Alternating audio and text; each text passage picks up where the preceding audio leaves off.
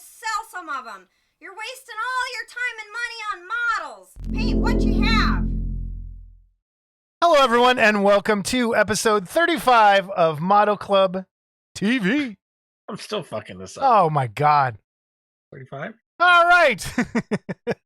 35. Welcome 35. to our post-Black Friday episode. How you doing, Scott? I'm thrilled to be here. Me too. We got some more quality time with you. Oh, isn't it the best? I've already spent too much time with you this week, and more. Oh boy. Just a heads up. Some people were wondering where the episode was because I mentioned it being a Black Friday episode. If you listen carefully in that episode, I said it would be coming out after Black Friday.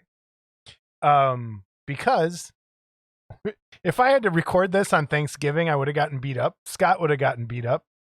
I had parent-teacher conferences this week. It's a chaos. These next couple of months are going to be very, if they get out on time, it'll be a Christmas miracle with all this stuff happening. So if we're ever late on something, bear with us. It's coming. But we're not late. We aim for the 15th and the 30th every month. And even if that doesn't fall on a weekend or we try to shoot for the weekend before, it's the best we can do. We're lucky these things get out at all, actually. So yeah, anyway. With you doing all the editing. I hate you, dude. Yeah, see, exactly. Anyway, we are going to get to our first giveaway, which is from last week. We're going to give away the kit from CG Blade. And in order to do that, we are going to listen to a voicemail from CG Blade. A very long voicemail. Love us, hate us, or have something interesting to share. Well, I have something interesting to share. This is CG Blade, and I want to wish all of you guys that listen to the show, listen to the podcast, and are friends of mine and friends of ours, I want to wish you guys a safe and healthy Thanksgiving. Hopefully everybody's with family, some kind of family, and nobody's alone eating one of those Swanson turkey dinners with the, you get the two little pieces of meat and who came up with the dessert thing for that thing? It's like, first of all, it's like you cook it separately and then all of a sudden it like shrinks up and it looks like a little ball of something fudge. I don't know. Anyways, I'm getting off the beaten track here. The reason I called was because I was the Invisible Man contest runner. And I went through the comment sections, and I found a couple of good ones, and they're all good. But I've got a couple of winners, and I really got a tie. I really got a tie for the top, so I think I'm going to send another kit out, another Wind Runner kit out. The Wind Runner kit is a 3D printed kit that I got off of Gambody, and it's just beautiful. It's a female with an arrow and standing on a stone wall of a castle with a flag, and it's just really cool looking. But I think I might get another kit and send it out to. Okay, here's what I picked for number one. So it's from Thoraxopy. Am I doing that right? I don't know. Thoraxopy. If I were invisible, I would hang out in the homes of rich and famous, tip over candlesticks, rearrange things on the tables, and making them think that their mansions were haunted. I love that. That's awesome. That's what I picked for number one. Now, also what I picked for number one, which I think was really cool because Robert Trock had sent this in saying, if I were invisible, I would listen in on insider trading conversations and do the same. Of course, I would have to know where and who to spy on. If you know John Carpenter, he made a movie called Memoirs of an Invisible Man with Chevy Chase and Daryl Hannah. And it was actually an excellent movie. I loved it. I have it a Blu-ray in my collection. If you don't have it, get it. It's really good. The things that he does when he's invisible. Don't droll on so I'm going to call that number one also. No one through them. And so I'm going to send another kit out for both you guys, the Roxby and Robert Truck. Anyways, all you guys take care, and thank you for all the kind words from the last podcast. I had a blast. hopefully maybe one day we can do it again. And take care and have a happy Thanksgiving. Thanks. Thank you, CG Blade, for the wonderful giveaway and 2 giveaways he's going to give out. So we truly do appreciate it. He's a good guy. He is a good guy. And thank you again. Seriously, we do appreciate it. And the winners will get a hold of you and we'll go from there. Anyway, moving on. Did anyone ever fess up to being the Joker? No, we'll get to that in emails. We have a guest. Actually, we can do it real quick. We have a guest on the Joker, and no one fessed up to being the Joker. Hi, Jason. I really enjoyed the last episode, and my guest for the mystery voicemail is Crazy Joe. It could be, but it hasn't fessed up to it. I don't think it is, though. I don't think Crazy Joe's that talented. Oh, looking forward to the next show, Mark Bennett. So we'll let you know. If it is Crazy Joe, we'll find out. We may never know. We may never know. But keep those guesses coming in. All right. Scott, are you ready? I'm You've been ready since about 3:00, right? sweating with anticipation. Our huge Black Friday, post-Black Friday giveaway. We've been kind of kicking this around for a while. This is actually going to be a Christmas one, too, because when we actually give it away, it will sort of be our Christmas episode. So, the first minor giveaway. Not minor, but it's still a pretty cool thing. This is going to be, when we give this away, there'll be 2 main prizes we're giving away. And then there's kind of like a runners-up prize. And that will be this. And it is, and I'm going to throw something else in here that I haven't decided on yet. It'll be a mystery box, basically. But you're getting, from Ed Riley, you're getting the Amazing Figure Modelers, issue 10, 12, 21, 27, 32, and then Kit Builders issue 58 and number 23. So nice little magazine collection. You know, these are going to be a lot harder to find coming up here soon because, you know, actually, we didn't even mention we have Terry on this episode. So, Yeah. You know, Terry Webb. Cool stuff. Terry J. Webb. I mean, you got the good one with the Frankenstein's monster on there. Those don't look like they're in too bad shape. No, they're pretty kind of good red. shape. Godzilla issue, Okay. Vampire issue, Universal Monsters, Can't go wrong there. more Gothic stuff. And then, look at that. 2 Kit Builders. Ooh, let's get them in there. So there's that. So you get that stack of magazines, plus a mummy figure from Jamie Sy that he sent over to us. He sent us a bunch of other stuff. Scott, would you like to do we call him out So, on his shipping abilities? no.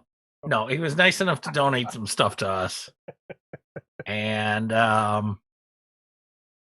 it was a little more fragile than I guess he thought. Let's Yeah. put it that way. The other thing is, it's one of my first prints I ever did. There's some cleanup on it, but you'll get this monster bust as well. You'll get a little It That Conquered the World. I think that's what that is, right? Where'd that come from? I found it on Cults 3D. I printed a Wow. bunch of them. So, and I'm going to throw something else in the box that I haven't decided on that'll be probably bigger than all. That's that. That's the runner-up prize. And we mentioned this one last week. The second thing we're giving away, and Mark called it. I wouldn't be able to get it back in the box. And that is the Young Frankenstein, Peter Boyle bust.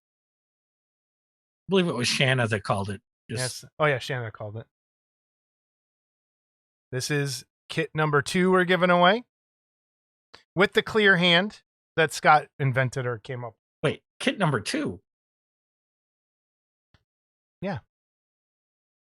This is the kit number 2.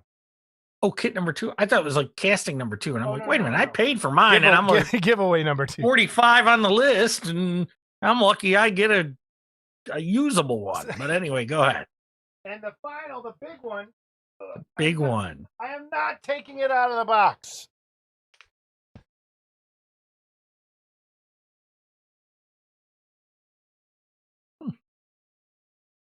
Anyone want to guess?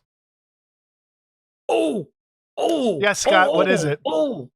That's a witch kit. This is a witch kit. So, Mark Worthling, you are the best. He's given us a complete witch kit, number 168, to give away. It's been sitting here for a few months and I haven't been able to tell anyone. And it's like, oh, I don't even want to give away. But anyway, this is what we're giving away. This is our big giveaway. There's a little Aurora tribute on the actual box right there.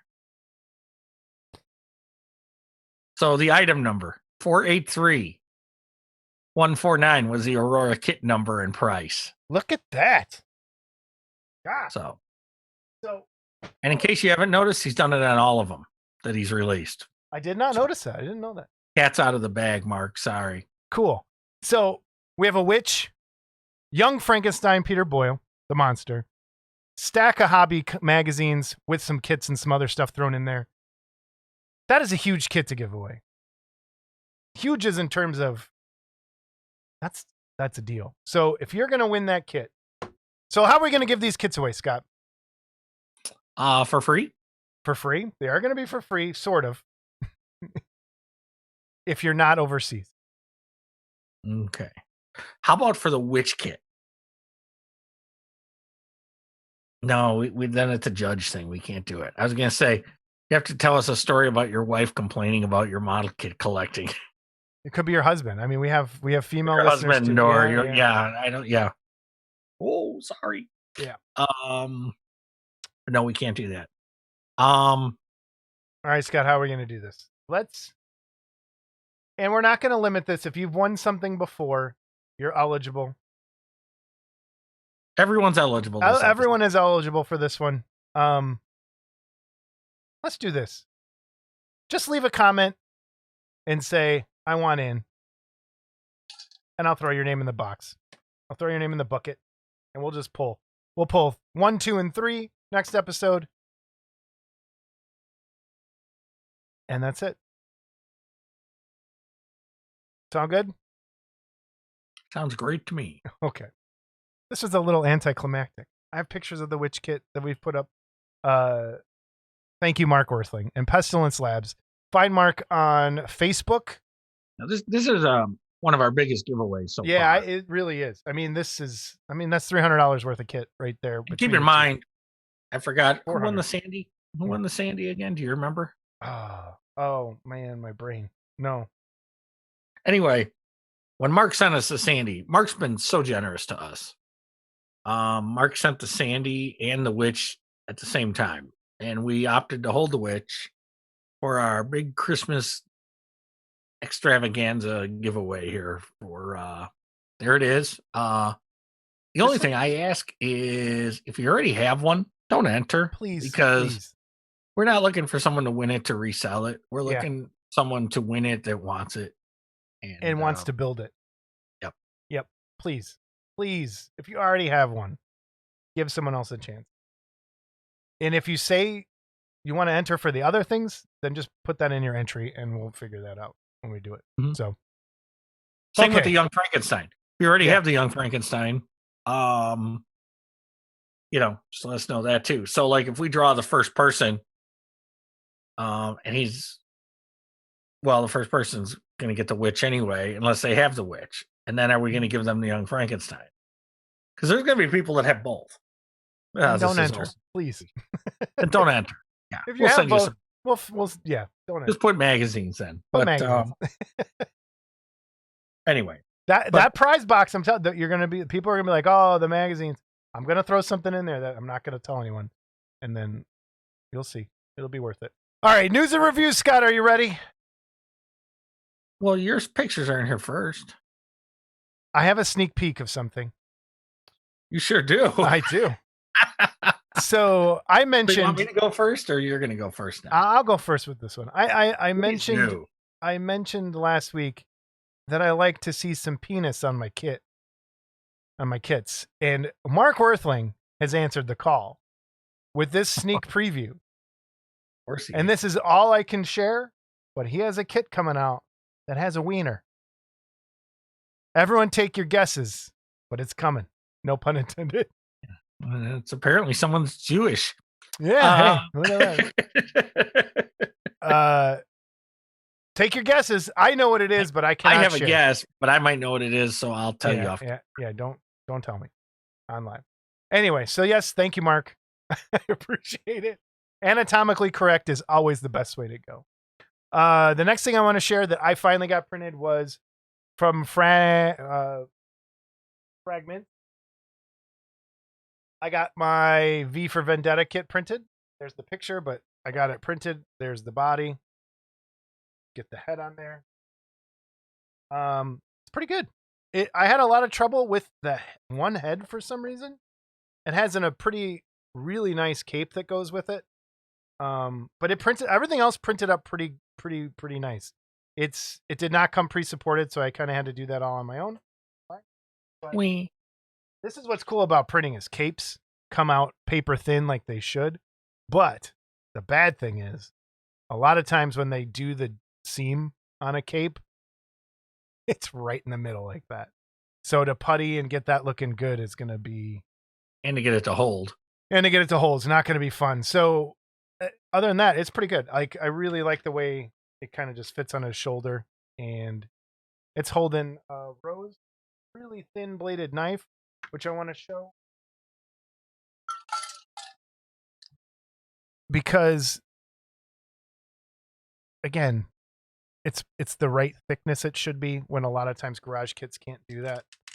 And it's brittle, so I want to make sure it doesn't break. But I got that. That's from Fragments. V from V for Vendetta. And I'll get that painted up one of these days. I'm thinking you're going to drop that nice. knife on the way back in the box. I know. That's going to be the end. The base is really good, though. I thought the base came out really cool. Yeah, base turned out great. So that's that. I also, this episode, I bought a garage kit.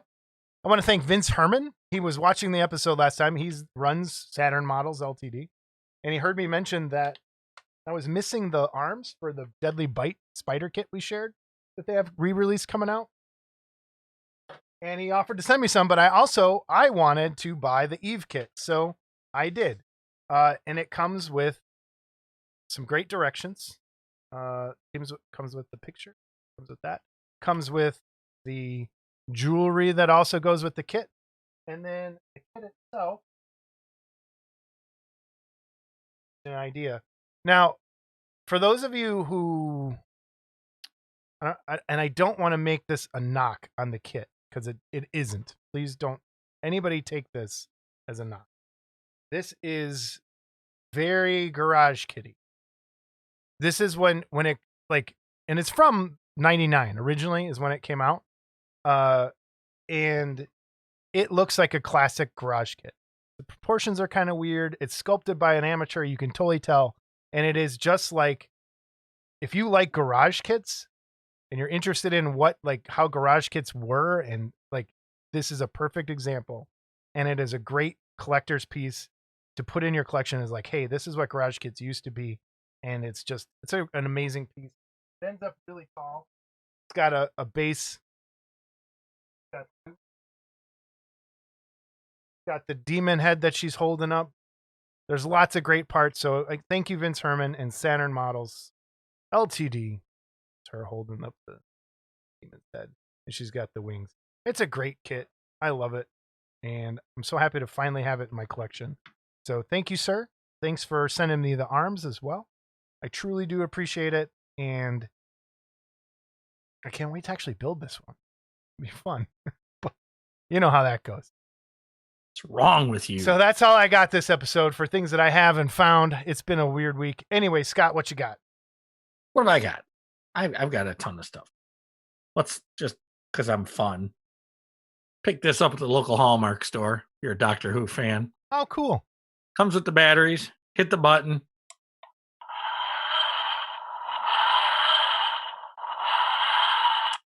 Or if you hit the button, the next time you hit the button, you'll get the theme.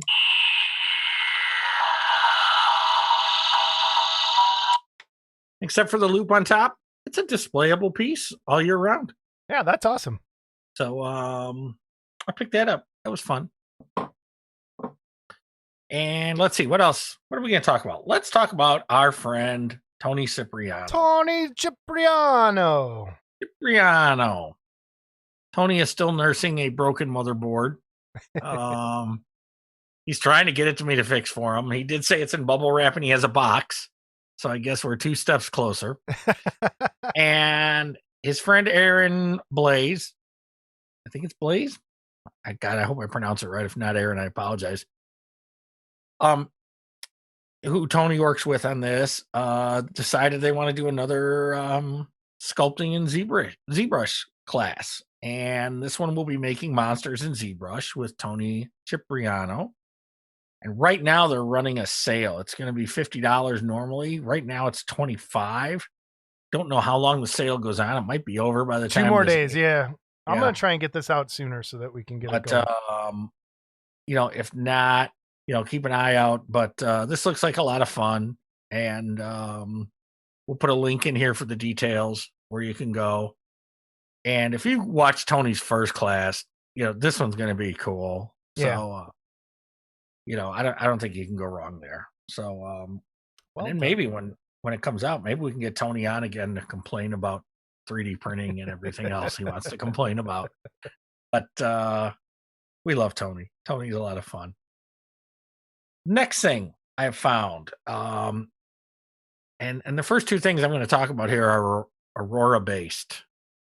The first thing is the original Aurora King Kong's Thronester and then the Polar Lights reissue. Mark Worthling has decided to do some add-on parts for this with his Fay Ray that he did for the Aurora Kong. And if you look at the box art, it's pretty accurate box art. And except for there's a little shifter knob under his right arm. And so that's how the kit looks. And Mark had Jeff take the arm and modify it and then add his Fay Ray, which has been recently remolded. I think this set is going to be $30 plus shipping. Okay. I don't know. He's probably going to charge me $50. Hold on. Anyway, yeah, I think it's $30 plus shipping. And you can put, and here's some photos of it in the that's how the monster sits in the car. And I think this is a cool idea. Yeah, for sure. I'm not a big modify Aurora kits guy. I am, but it's like, how many times do you want to build them? But this is one set that's really cool. I like it. So I get it. I'm on the list. The next is, and we mentioned this before, the Aurora Pro Series #1, set of 4 1/8 scale replacement heads for the Aurora models, sculpted by Jeff Yeager. I got these in. My number came up. And your number's up? Great. Once you've had cancer, you don't want to say your numbers up. But, I did get these. And they're really nice. They are small. And I remember when I was going through my kits doing my inventory and looking at the kits for the first time in a long time, they are small. The Aurora kits are a lot smaller. I've seen so many 1/6 and 1/4 scale kits over the last 30 years. Yeah. I forgot how small the Aurora kits are. So they are actually small, but they're beautiful. And you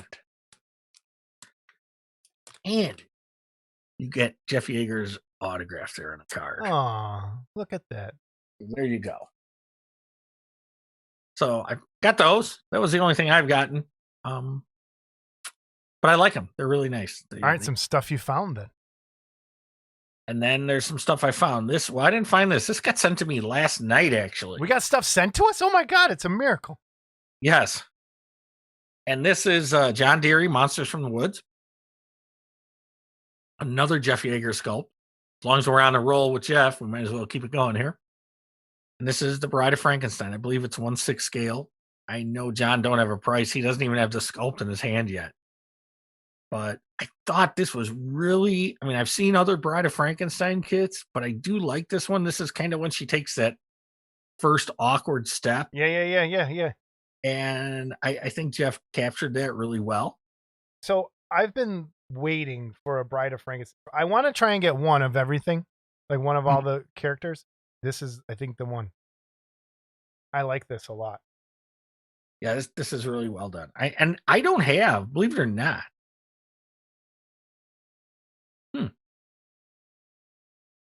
I don't believe I have a full Bride of Frankenstein kit other than the box art. the Mobius one and the box art. Yeah. I don't have one This of is her in the nice. gown. I like that. I like that So I post. may be picking this up as well. Yeah, that's cool. Good find. Thanks, John Deary, for sending that. I appreciate it. Yep. And then from, of course, our friend Paul Gill, who was out raking leaves. Oh, no, that's Bub licking again. Oh, Paul Gill is releasing the companion to his Big Boss kit. And it is called... what's the secret name to this one? The secret word is the Palace Security. This is a very limited kit. I love it. This is but it is nice. And yeah. when I was doing this and I pulled up the Big Boss again, I forgot how nice that was too. And these were sculpted by a gentleman named Michael White, and I believe he's from Croatia, Paul told me. Okay. And Paul asked me to look up Internet Movie Database because I guess he's a special effects guy. And I did. And sure enough, what's he working on? His filmography: Jurassic World, Fallen Kingdom, Solo, a Star Wars story, Star Wars Episode 8, The Last Jedi, Rogue One, Star Wars Episode 7, The Force Awakens, Wrath of Titans. Cool. So there we go. Very cool. And so kind of a newcomer there, but cool nonetheless. Yeah, I like it. Yep. And that's it. That's excellent. Yeah, we're gonna zip right through. We're gonna zip through this today, I think. No, we're not. Workbench.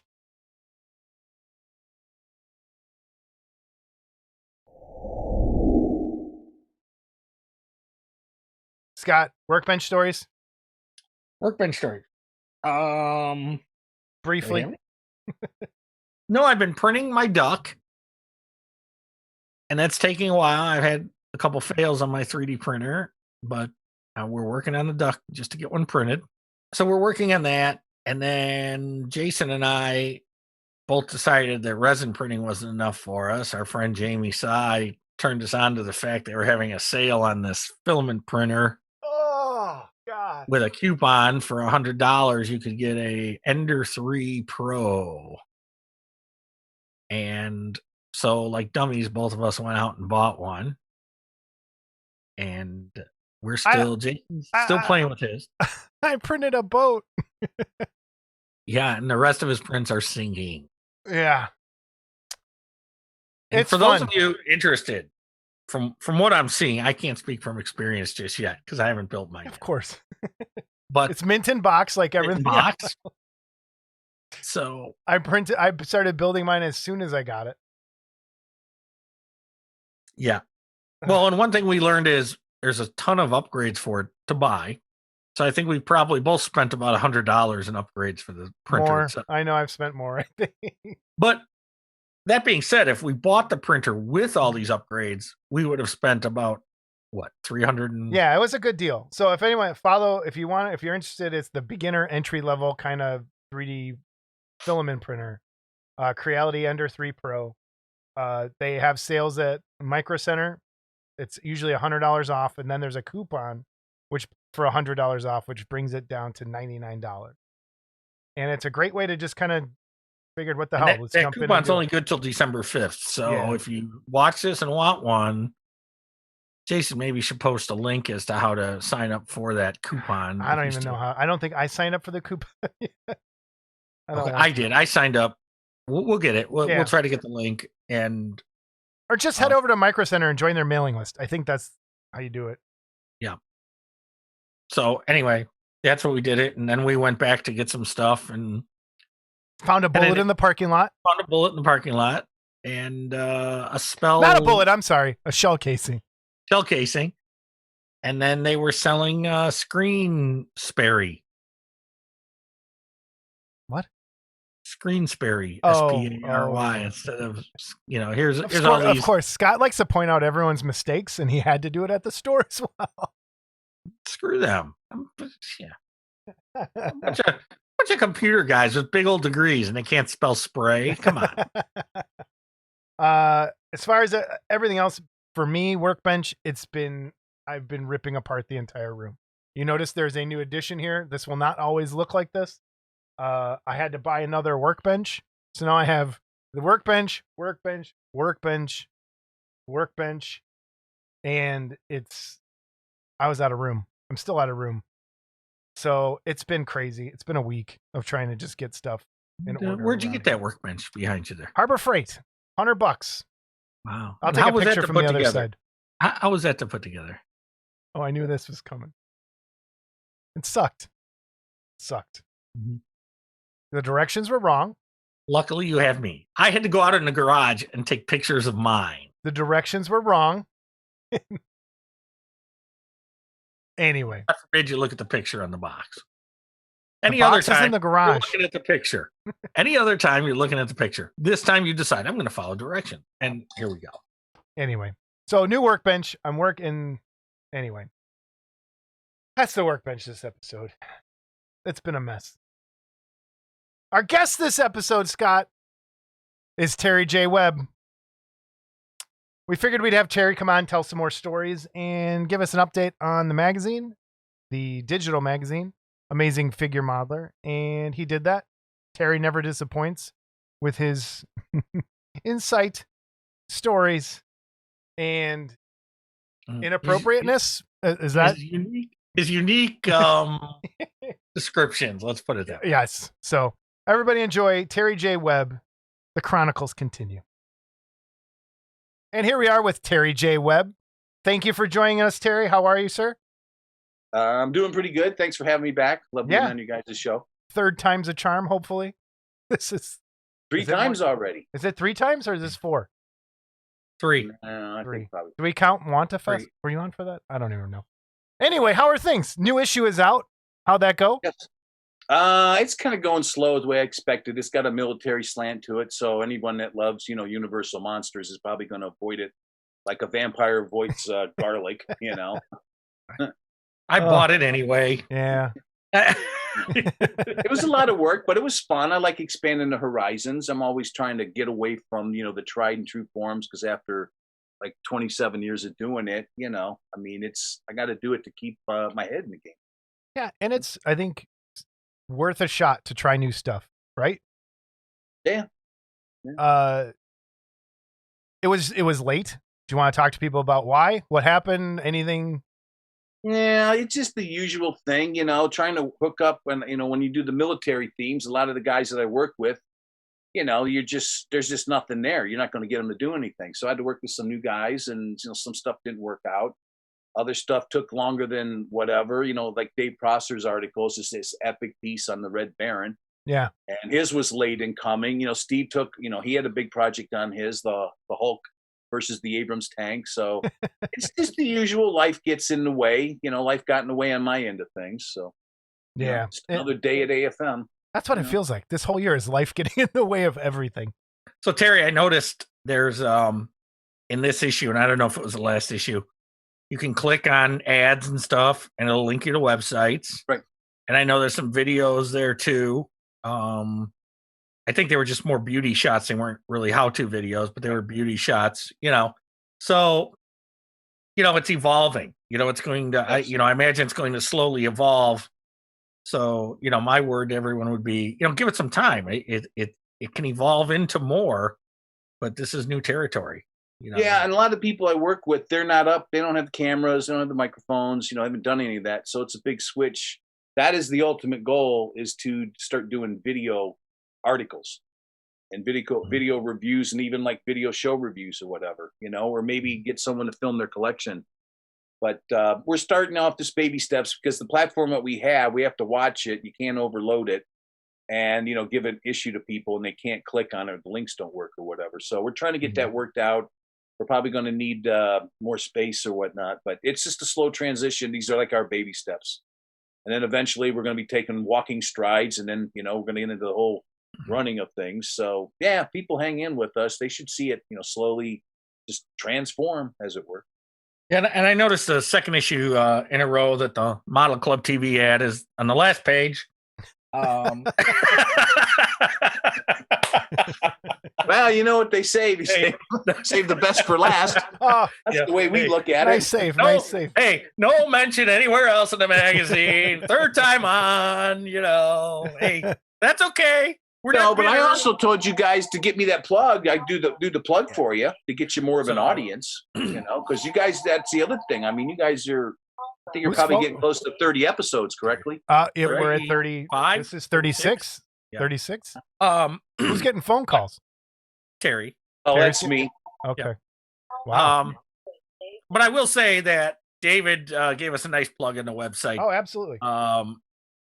After you and him came on, and he put a link up to the website, so that was cool. Yeah. Thank you If for you guys that. start taking off some clothes, maybe you get a little more play. It is amazing figure, by the way, gentlemen. This is not an amazing figure on both of our accounts. Yeah, I'm not. It's a work in progress, gentlemen. That's true. Remember? Right. That is true.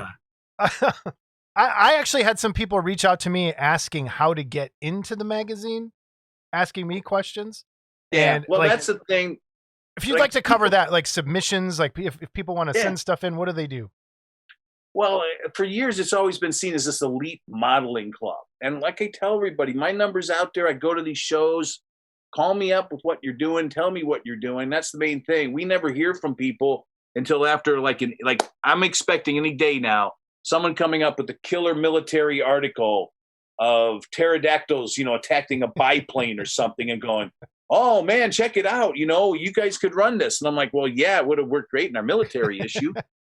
So I'll have to sit on it for another 2 years. But yeah, people check in if they got something interesting, or if they even think they have an interesting angle. You don't even have to do it.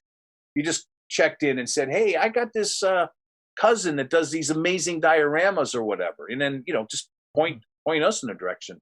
Is it better to contact you or Dave?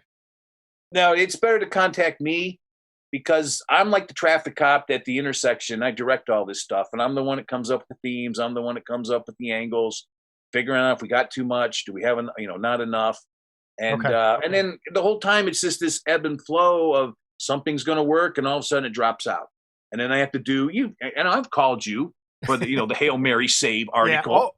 Yes, many times. Yeah. So if people just reach out to me, either email, which I'm sure you list that, or I'll put it up. They can call me on the phone. Numbers listed in every issue. It's on our website. I mean, Jesus Christ, I'd tattoo it on my ass if I thought it would help. And everyone's going to see it there. That's for sure. Yeah. So I think it would help. I think it would help. Yeah, let's have that article. Mike. Well, then I'll wear the shorts that'll tattoos. display it. Have a cutout for you there. I'll show it to you at the next Wonderfest show. Yeah. So I think, if they just touch base, I'm always open to ideas. I work with a lot of people, and then the other thing is, Jason, if I can't get them in an upcoming issue or the current one, I always have something in my head that, like, look, we'll set our sights on this down the road. For sure. We're running into. I think we're running on the same path a little bit when it comes to some stuff. We're trying to get people to send in stuff for us to share out, and it's hard. And I think you told us this before, but it's harder than I thought it would be to get people to send us kit information, stuff coming out. We kind of have to scour Facebook to try and get it. And we have nowhere the reach that AFM has. I'm fully aware of that, but can you speak to that? Has that kind of gone down for you, stayed the same? Are people still sending you stuff for reviews, for kits? Well, again, articles? it's without getting into the history of the hobby. Back in the day, I tell people this, and they always, a lot of people just don't realize it because it's not happening now. But back in the day, you had people like Kitcraft, you had Monsters in Motion, Puff and Stuff, Village Comics, Doll and Hobby, New England Resin and Vinyl, Q-Box. I mean, I could just keep going on and on and on. There was that market where middlemen were selling the kits. Yeah. So it was in everyone's benefit to do it. Well, that whole mantra from the 90s has been pushed out. It's been replaced by the dude, working out of his garage with one single mold with the goal, I just want to sell 10, 20, 30, whatever gets me to the next gas station. And I've always thought that was asinine, because when you do a kit like that and someone sees it years after it's been done, first thing they're going to want is, I never heard of that. I'd like to get it. Well, good luck. Good luck finding a kit that there's 20 or 30 existing. But that's what these guys are doing now. They're not really concentrating on having a kit line and making it available for years for the people that come, late in the hobby, or for the people that just can't afford it for a year or two, whatever it is. So then, the next thing you know, that kit's sold out, unobtainable. The next thing you know, goes for good money, or the recasters come in. And I'm looking at this like, if you're going to make a kit, I mean, there are thousands of modelers out there. Not that every kit's going to sell thousands. It's rare Right. on a resin kit that does do that. But I've always said that any average kit should be upwards to 100 castings, because why are you doing the kit is my question. If you're only going to do 10 copies to be the elite guy that has 10 of this or 10 of that, And some guys actually go to shows. It's used as a sales technique. There's a couple guys I can think of that go to Louisville and they say, hey, everybody, a week out, I've got this rare Batman kit, and there's only going to be 10 of them. And then everyone goes there, and tries to secure it. And then within 6 months or a year or whatever, they're re-releasing the thing at whatever. And I'm just like, it's very disingenuous how a lot of these guys release some of these things. And I'm like, the kits that I do, I can only speak about myself. I try, I'm down on my kits because everything got taken away from me. But before that, I would run the molds for 2-3 years until it died down, put it away, bring it back out after a couple of years. And I think everyone should do that. It's a smart play. Yeah. Yeah, I agree with you. I don't like the term retired. If you want to say, I thought you were going to say something else that I was going to. No, well, no, but and it's like you said too. You're leaving money on the table. Okay, Right. Never say retired. Never say never, because there's always going to be a chance somebody gets the rights and reissues something 10 years later. Right. And that's a very viable thing. There's one guy I can think in the hobby. I always say the old kits don't die. They just go to Scott Kelly's warehouse. He's bought up a zillion defunct kits. Yes, know? he really has. But that's the other thing. When you look, like one of the classic examples is Sex on the Beach, if you're familiar with that kit. Mm-hmm. That thing's been passed around like a cheap bottle of wine to, I bet you, 6, 7, maybe more dealers who have had that kit. And that's a good example that it is a beautiful kit. It's a nice generic nude women kit, quarter scale.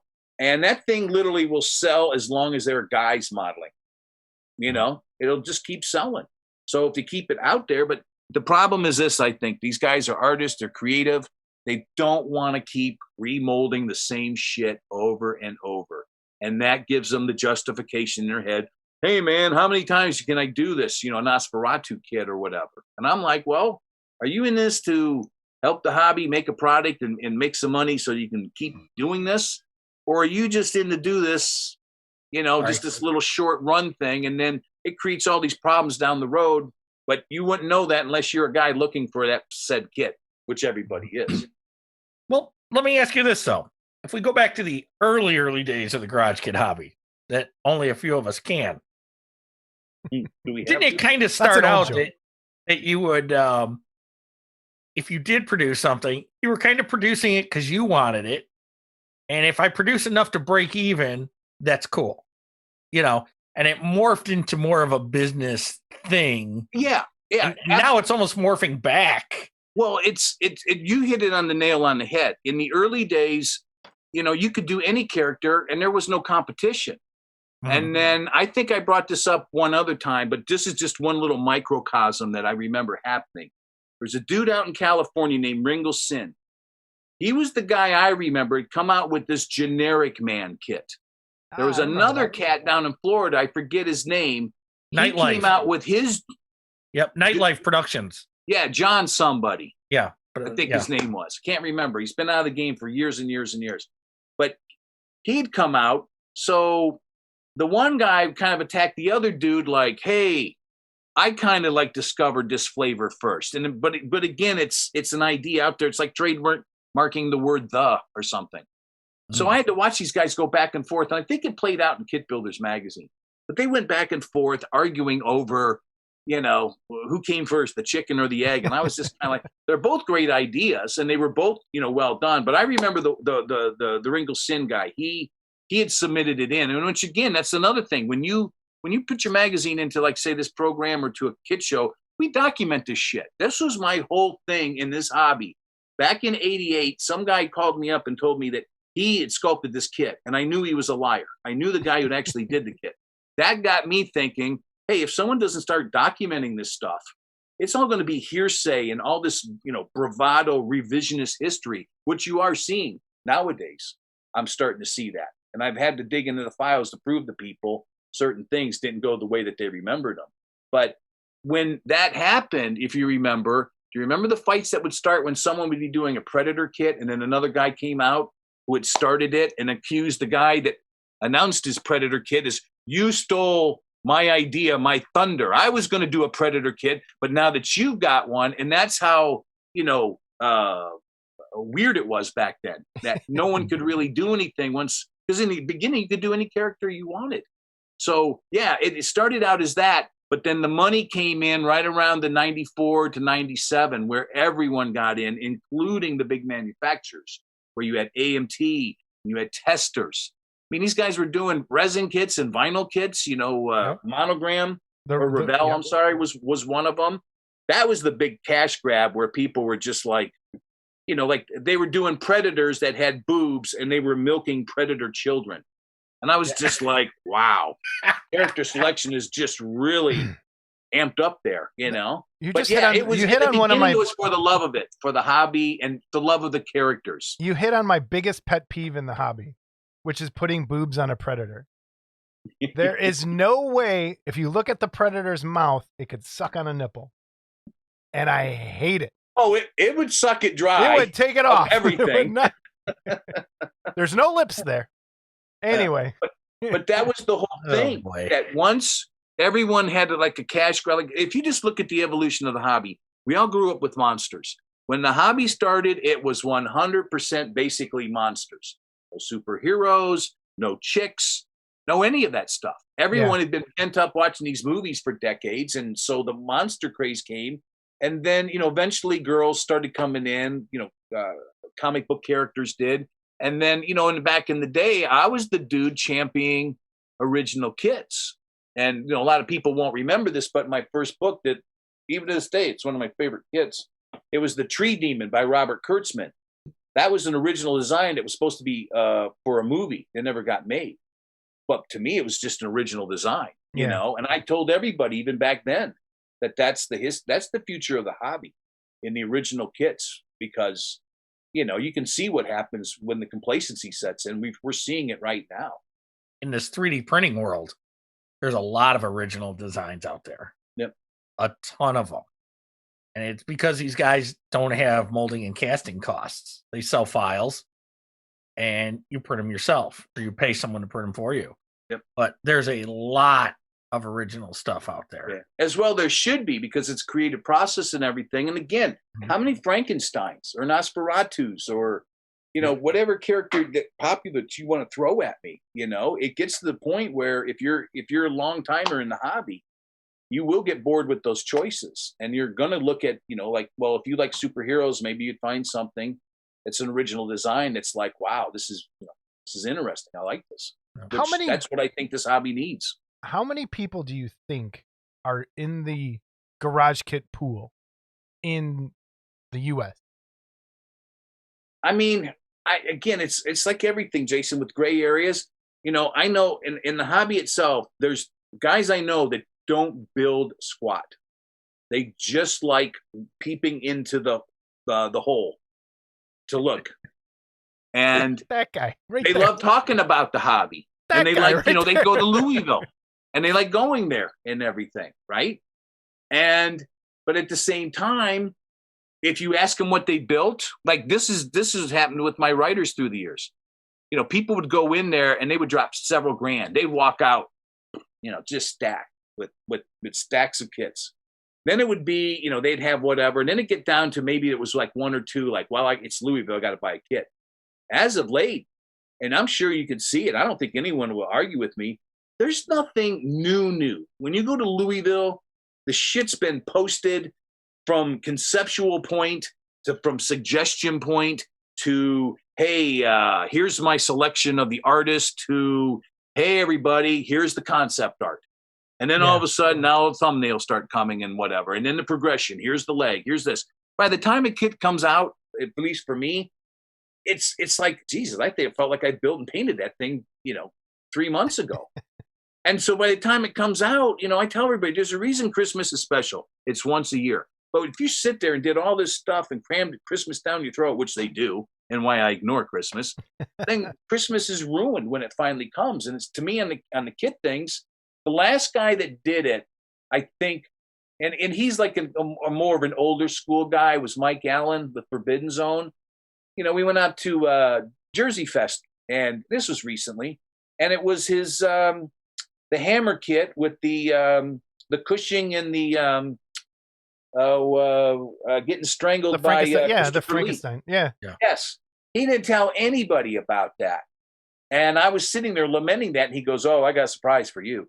And when he went there, guess who was the belle of the ball? No one knew it, and it was like, wow, and it got people talking and whatever. And that would be one thing I'd say to these guys is, everyone is so worried about showing stuff and cramming it down your throat. And to me, it's just overkill, because back in the day, we only had letters and phone calls and the magazines in the show. So there was a big gap. There's a big anticipation period, a big buildup of, oh, what's new? And to all the people that go to Louisville now, one of the things they miss out on the older shows, we used to go around at Friday night. We'd be up to like 3 or 4 in the morning. And we just go around at Chiller, at Louisville. I did it out in California. I did it down in Florida, Boston, Chicago. You'd go and you'd see what the guys had. It was new. And you got like a little sneak preview of it. And everyone would be talking and stuff. And then when you went to the show, people just freaked out. And after the show, that's all they talked about was the new releases. Have you guys seen that in years? Well, I think Yoshi's really good at that because he's not here. He's one of the guys that'll still show up with something really, like, remember the Rat Fink, Scott, when he had it on his table? Everyone's like, holy cow, look at this. Where'd that come from? Yeah. So he's one of the few people that I think still do that. And it's just by, like, you just don't know what he's coming with. So it's crazy. But yeah, to get back to your question, though, on the submissions and everything, I kind of cracked up because we were talking on the phone, and I was just like, yeah, welcome to my lament. I mean, I've heard from people for years and years. They're like, I don't get it, Terry. Why don't they send stuff in? Don't they realize the value of free publicity? And I'm like, well, what's happened is through the years, I mean, a lot of people back in the day, I mean, we reviewed hundreds of kits. But all that time it was going on, there was always a resistance to submitting in kits because it took more of a personal pettiness, where people were saying, well, why do I have to send them a free kit? They started to not attaching any value to having it into a magazine or some other public place that would promote it, all under the guise, all you had to do was send it in, and people were like, that kit's, I'm not sending in a $300 kit just to get a small picture in the magazine. And that's what they were equating. And I was like, man, the people that were like that, they just weren't businessmen. They were hobbyists. Do you have any horror stories from reviews? Sending stuff? You got enough tape on that? We got it. Okay. Although people are complaining we're going too long, so we're gonna. All right. Well, okay. I'll tell you.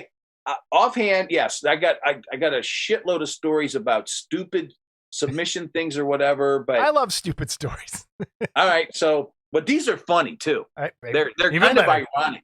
But so I guess the first one I'll tell you about would be okay. So I had this rule, and I would tell all the writers that were up for reviewing and whatever, I go, listen, you do it how you see fit.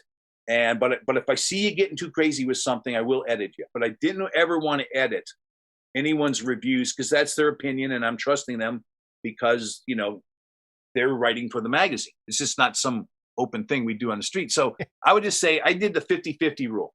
If there was 5 good things you could say about it and 5 bad things, then it equaled out. But if it was more bad things you were going to say about the kit, I never wanted to publicly humiliate somebody, even though I would have every right to do it. I would go to those people and say, listen, the bottom line is this. I don't think your kit's very good. And I think we're better off if we show it in the it section, because if you ask my honest opinion, because that's what it's all about. I'm not going to sit there and shill for somebody that has a lackluster kit and then have the reputation, because that's what I knew would happen. Yeah. So I guess the first one I could start off with, I thought it was funny.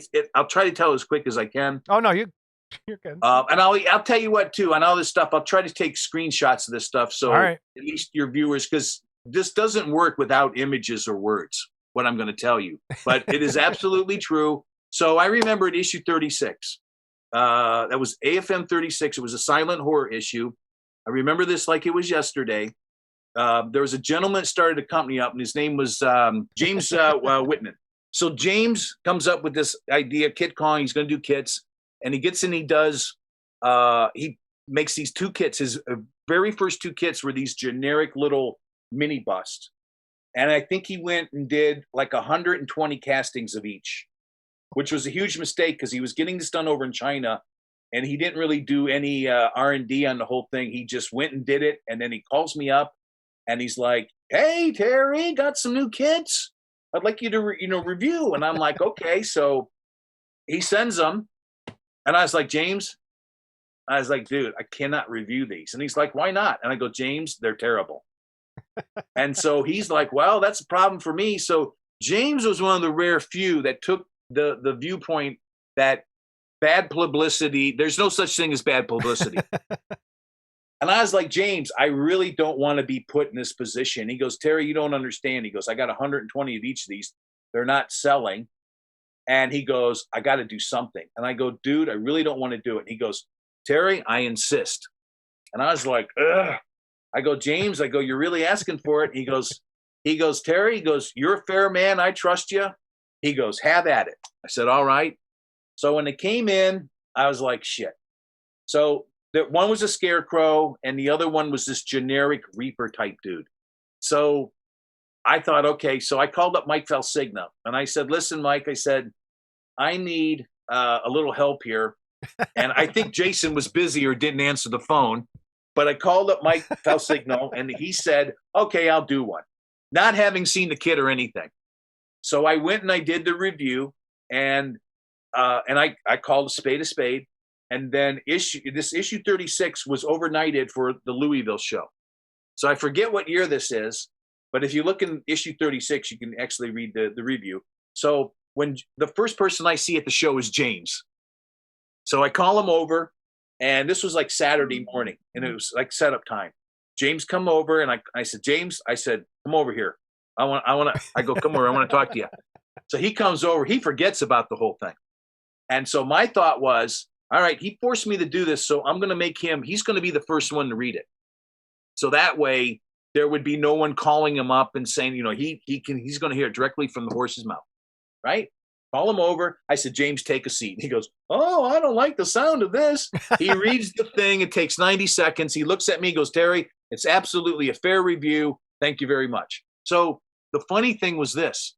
He comes over later in the day, Saturday, and he just goes, "Listen," he goes, "Terry," he goes, "I want to thank you for your honesty and all this." He goes, "I did this." He goes, "I sent those to the magazines." And I go, "Yeah, what'd they say?" And he goes, "Well, you know what?" He goes, "I'll never know." And I go, "What are you talking about?" He goes, "Well, I just went over to Dan Jorgensen, Dan and Barb's table at Kit Builders." And he says, "Hey, I got my new AFM." They had a new issue there too. And he sent these kits all out at the same time. Well, unbeknownst to me, the other guy that sent out kits was Paul. He did the Tingler. I can't think of his name right now. We got him in the issue. Shiola or something? Yeah, Paul Shiola. Yeah. Okay. And he was doing his resin kit thing. So he did this big long kit of the Tingler, and he had submitted it at the same time. So James tells me, coming right from the Kit Builders table, that they said that they never got any kits from him. But then James called him out on it because James and Paul were good friends. Paul, they did do they got the Tingler in.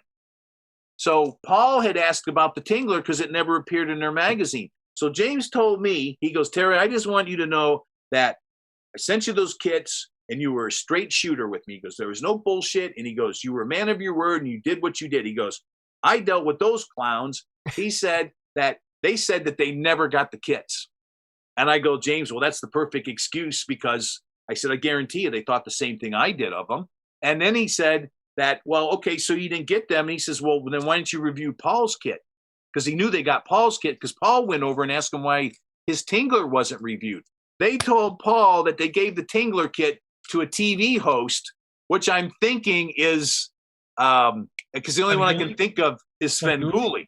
Yeah. They said that they knew a guy who had a TV horror show, and Sven Gulli wasn't nationalized back at this time. I think he was just local. Yeah, You over guys here, up in your area about that. Yeah.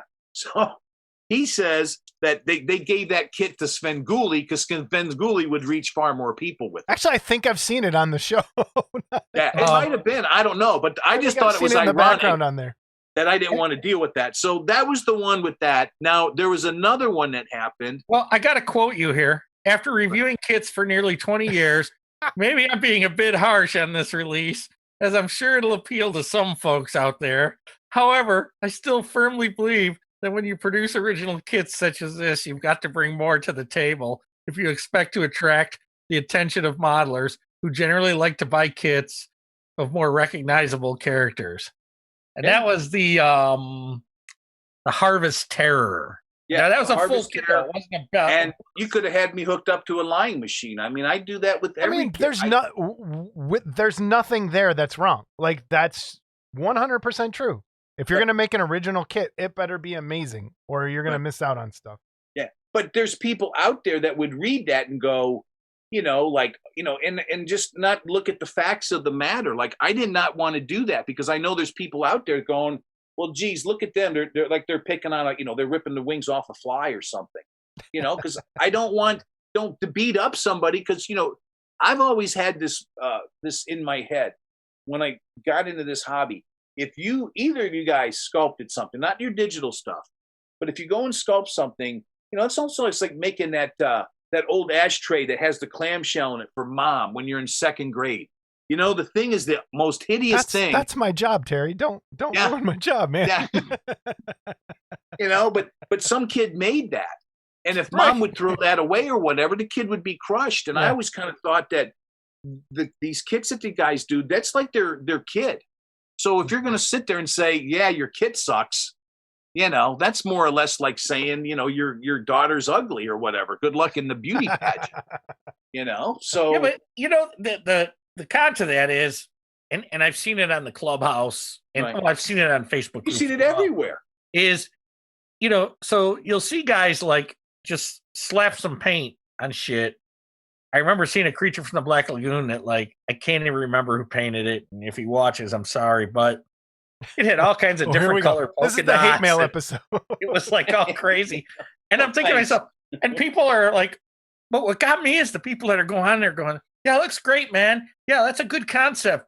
That's great. And it's like, what you're promoting mediocrity. And Steve and I used to talk about this all the time. Is the unfortunate thing is, without the ability to be honest, are you promoting mediocrity? Because then that's what you get.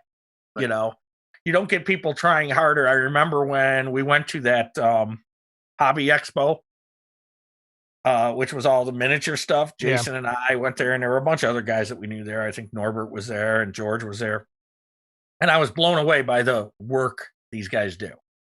And I came back and I said something on the Clubhouse to the effect of, man, we got to up our game.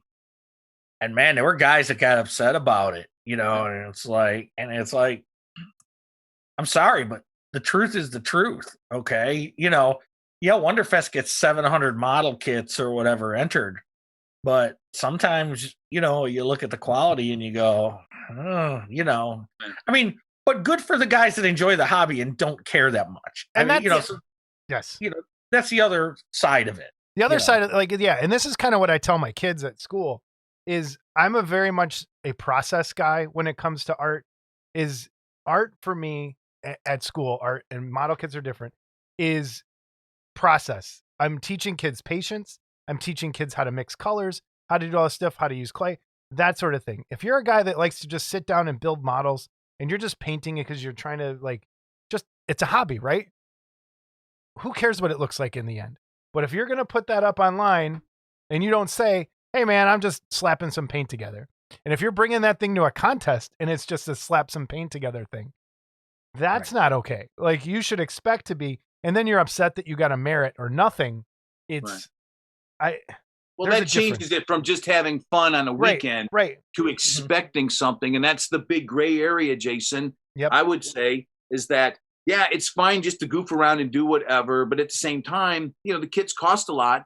And after you do something for a while, you would just normally expect to get better. I tell all the guys that are fumbling and whatever, I got a saying that always cracks them up. And I'm like, listen, dude, building kits, it's no different. The more you build, the better you get. I said, it's no different than riding a bike or having sex. You're going to get good at it if you do it long enough, and you will get to that point where you have a confidence level. And that's where a lot of guys, they're missing, which comes back to our class.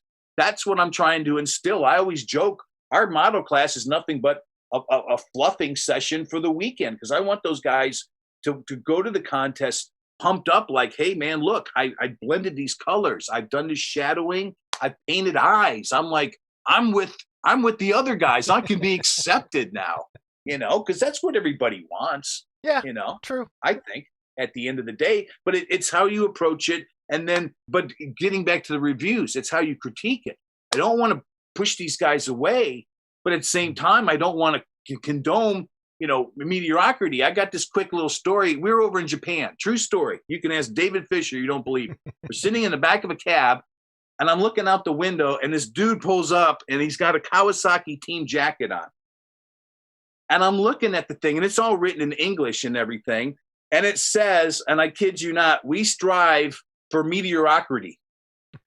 And I'm laughing my ass off because, they don't have a firm grasp of the words over there. I'm sure it should have said we're striving for excellence, but they had that. And we had this joke about that when we saw people, doing, less below par modeling, and then all these people heaping praise on it.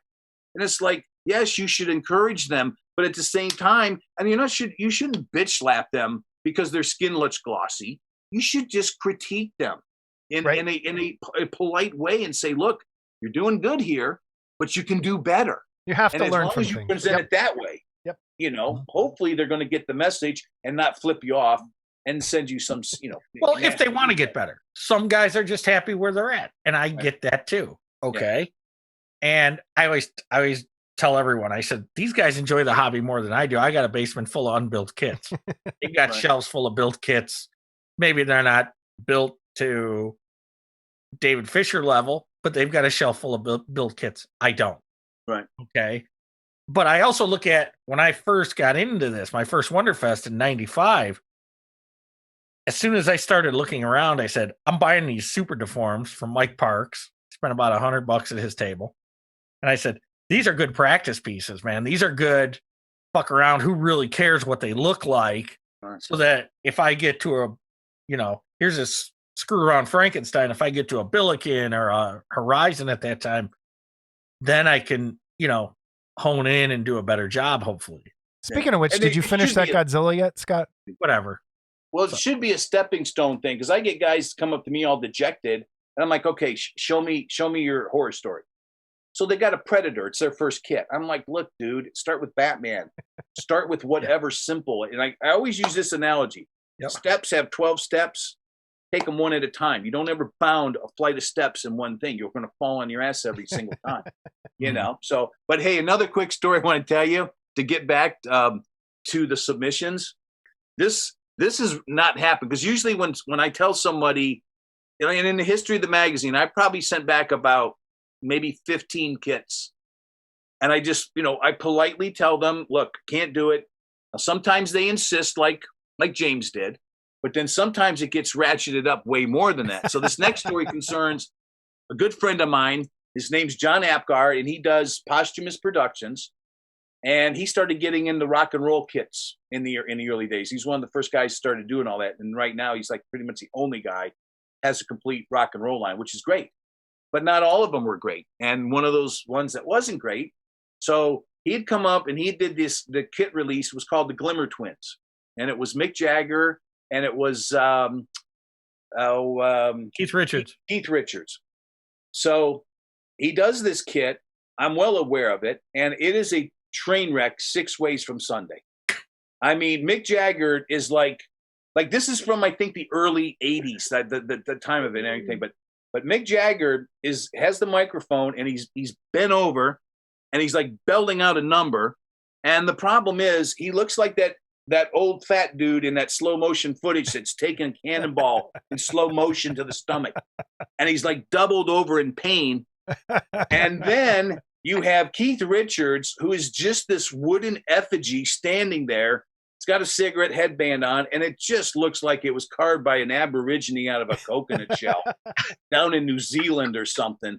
And it was brutal, man. And, you know, Al Raboro, God love him, God rest his soul. He did a lot of good stuff, but humans wasn't his thing. So he does this. It's clearly John's weakest kit. And he comes over to a show, and he gives it to me. And I'm like, dude, I ain't reviewing this. And he's like, why not? You know, he's from New York. He's just, call him Fast John. He's a fast talker. He's a great guy. But he's like, what's wrong with it? And I'm like, dude, are you kidding me? I said, I will absolutely devastate you. I said, I'm not going to pick on the special needs kid. Thank you very much. It's just not going to happen. He says, no. He says, I need it reviewed. And I go, no. I just get that thing off my table. Yeah. So by the way, send the letters to Terry Webb at AFMS. And the following week, guess what he does? He mails it to me. Son of a bitch. So I call him up. John, you dumbass. I said, it's coming back to you. He's like, I need you to review that. I said, dude, I'm not doing it. So I pack it up, waste about $12, ship it back to him. He turns around, sends it to me again. Well, by this time, I catch him at another show and I drop it off to him. So he's had it with me, and we're both at each other's ends because I am not doing it. Dave's in complete agreement. I mean, anyone who looks at that kit and can't see it just does not have eyes. I was not going to do it. I was going to touch it with the 10-foot pole. John was, instead of saying, hey, I'm stuck with this and I really need, any promotion, even bad promotion is good promotion. He was just hell-bent on making me do it. So after I finally give it to him, it's probably about another 6 months. Well, in doing the magazine, I was always aware of our competitors. I subscribed to all of them. I bought them all, or I did trades with them or whatever. So I got a complete run of everyone's magazine.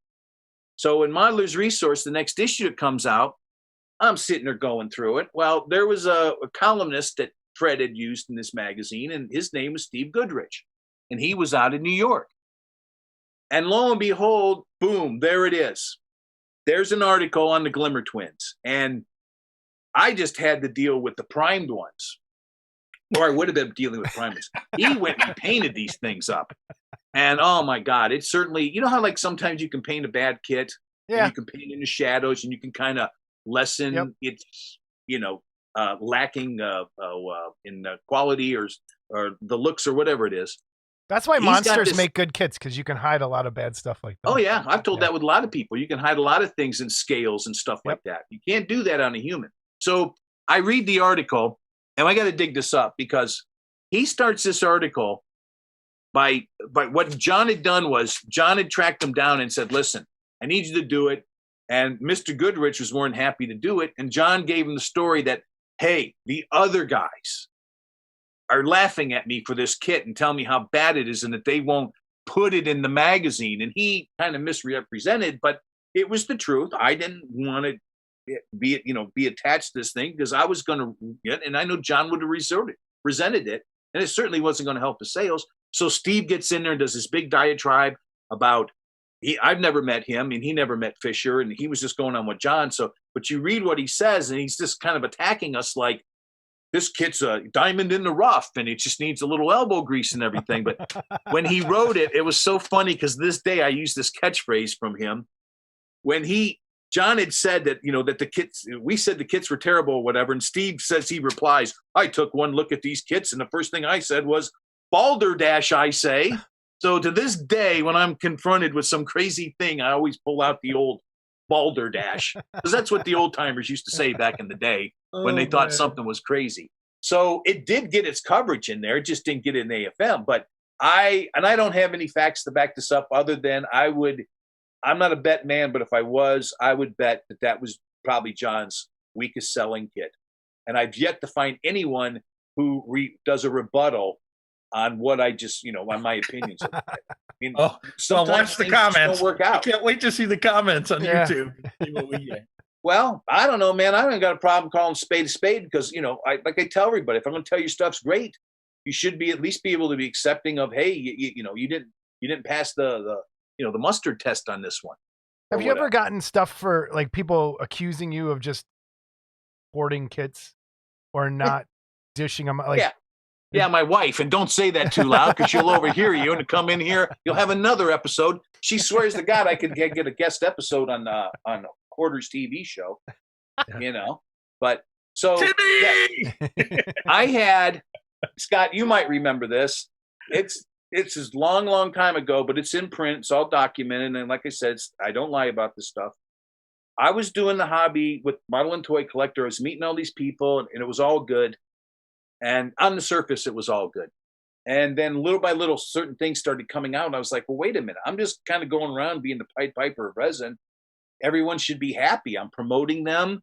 I'm watching what I say. I don't want to, discourage people and all that. And I kind of thought, wow, I'm kind of reaching the masses and, it's all good. There's no skeletons in the closet. And so one day, I forget what issue it is, but this is with Model and Collector. And it would have probably been late 93 when this happened. But one of the guys in the early days that I did a lot of promoting for and everything, his name was Jim Fawkes. And he was up in the Wisconsin area. And he was like, he was kind of like a John Wright before like John really took off. He had been doing, like he specialized in girls. That was his favorite subject matter. He did monsters and whatnot, but he really loved the girls. And a lot of the stuff that he did was all girl oriented and everything. I promoted all of his stuff, just like everyone else. No, I can't think of one thing where, I was never underhanded with stuff. So in my mind, there was no reason that there would have been like a problem with Jim or anyone else. So before, I forget what it was like issue 24 or something like that. It was a superhero special, I think.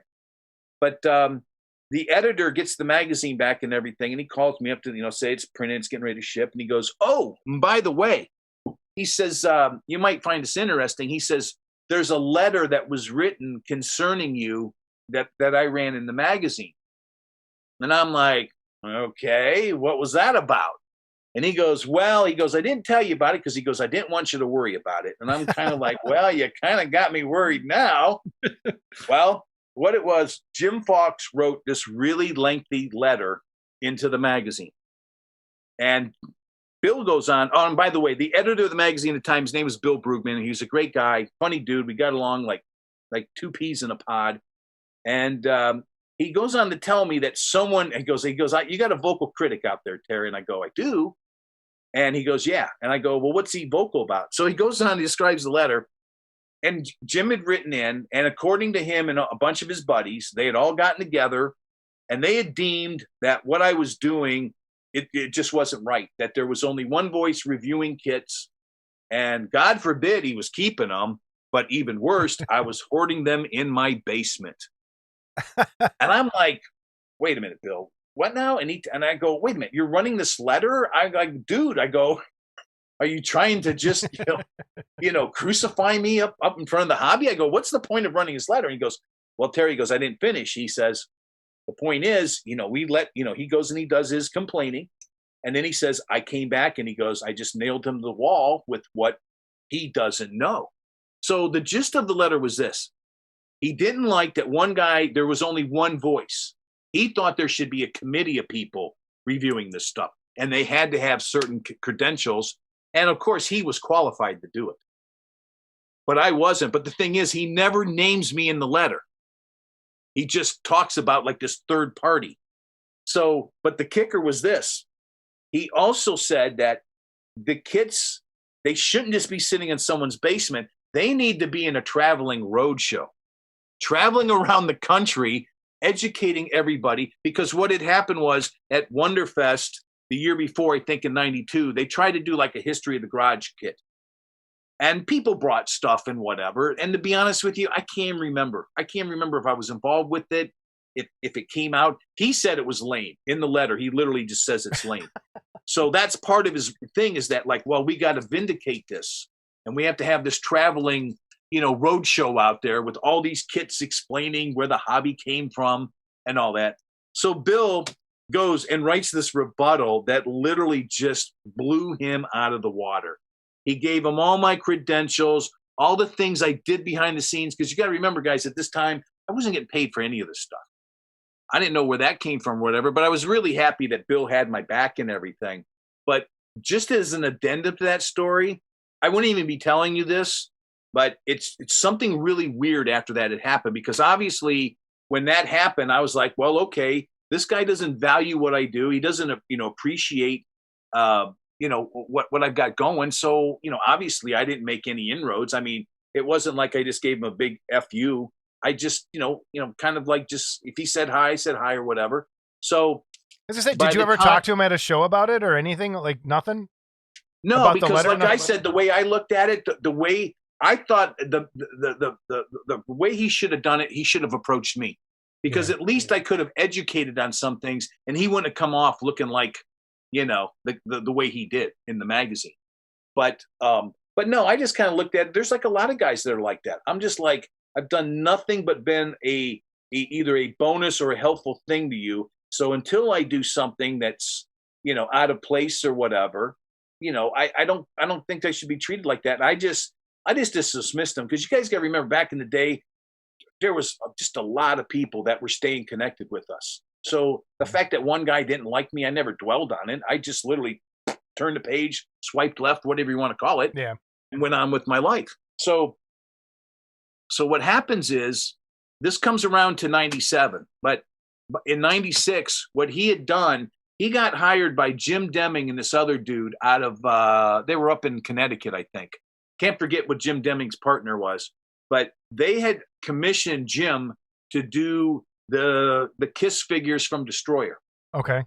And I was all about that. I was just going to say, it was a commission, and Jim took forever to do it. Now, I didn't have to get them from Jim. I was getting them from the other Jim, Deming, because I would see him. New England too. Was that part of? Was Antonelli? No, you're thinking of New England Resin and Vinyl. Yeah, didn't they do? Or weren't they part of that? Or they had them? Or I'm sure they sold it, because it was one of those middlemen that got all this stuff. But they were selling it at the show originally. So I had gotten all three of them by 96, and at the Chiller 96 show he had finally done it, and this had been going on for about two years, maybe 3. I can't remember, but it was just a relief to finally get them, because a lot of times when you see a series like that, they'll do 2 or 3 of them. They never finished it. So I believe Peter Criss was the last one done. So I pick them up, and so that was at the tail end of 96. Well, the weird thing, this is what happens. So in 97, it's January 31st. And I'll never forget this, because it's only happened once in my lifetime. I'm not a real big believer in like the supernatural or cosmic stuff or anything like that. Bigfoot? Well, yeah. There was just something on to capturing Bigfoot. Well, guess what? They never captured Bigfoot. As long as they get something, I'm down with it. But all these shows, year after year, all they do is go around with a bunch of night vision and a bunch of scared looking people. And at the end of the day, you got a plaster cast and some fibers, which could be from a coconut shell. And it could be my buddy that we call Sasquatch that had size 14 feet, I mean, but anyhow, I don't think it can't be plausible. Right.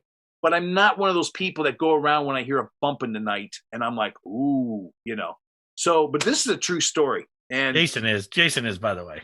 Yeah. Well, and I could believe it. And after this, it's always made me wonder. It hasn't made me a true believer. But long story short, on January 31st, it's a Friday. Look it up if you don't believe me. January 31st, 1997. I'm down in my basement. I'm sitting on a bar stool. I'm at my model bench. And it was not known, or it wasn't an unknown thing for either one of my kids or my dog to come down the stairs. I would be engrossed in what I would do, and I would hear a noise, and then all of a sudden, boom, they would be there. My daughter liked to creep up on me. So this is about midnight that it happened. So I hear these sounds, and I'm thinking, oh, that's my dog, Rommel. He come down the steps, and it's like, nothing. I don't see anything. Then I hear it again. So now I'm thinking it's my daughter, and she's still on the steps. So I walk down through the basement. I come around the corner, up the steps, and no one's there. And I thought, well, that's really weird. So I go back. I start working. It's in the dead of winter. I'm in my basement, so it is cold. And I feel like the only thing I could describe it was that scene in, not Red Dragon, but Hannibal movie. Yeah. Where he comes up on Clarice at the merry-go-round and literally just slightly brushes her. I feel this breeze go across my neck and my hair stand up. And I was like, well, that's really weird. And then after that, I didn't give it any thought. But at the time that all this happened, I am building the Paul Stanley model kit. So I did the Gene Simmons. Now I'm on the Paul Stanley. I'm sitting there at my stool. I have that weird thing happen. I don't think anything of it other than, wow, that was weird. I would have thought I'd seen the kids or the dog. Sunday night, late, I get a call. It's from a gentleman. He's in Michigan. His name was Doug. He did Fairbanks model. Doug Murray was his name. And Doug Murray had hired Jim Fawkes to sculpt for him. And they were pals. I remember that. So he calls me up. And I'm just like, AFM, Terry speaking. This is like at midnight. It wasn't unusual for me to answer it, whatever. And he just goes, dude, he goes, I got really bad news. And I go, well, what's going on? What happened? And he goes, Jim Fawkes just killed himself over the weekend. And I'm like, you're kidding me. And he's like, nope. And I'm like, well, what happened? And he's like, shot himself in the head. And I'm like, why? Well, evidently he did it over the phone with his girlfriend. And it was over, she was pregnant at the time. And they were fighting over that or whatever. And what it was told to me was that's how he died. And so all of a sudden, I'm sitting there going, knowing that he's not my, best of friends. But more importantly, I was sitting there and all of a sudden that Friday night just boom, comes right into view. And the first thing I say to him as I go, dude, did he kill himself on Friday? And he goes, yep. And I go, what time did he kill himself? Do you know? Did you get that? He goes, he did it around midnight. And I go,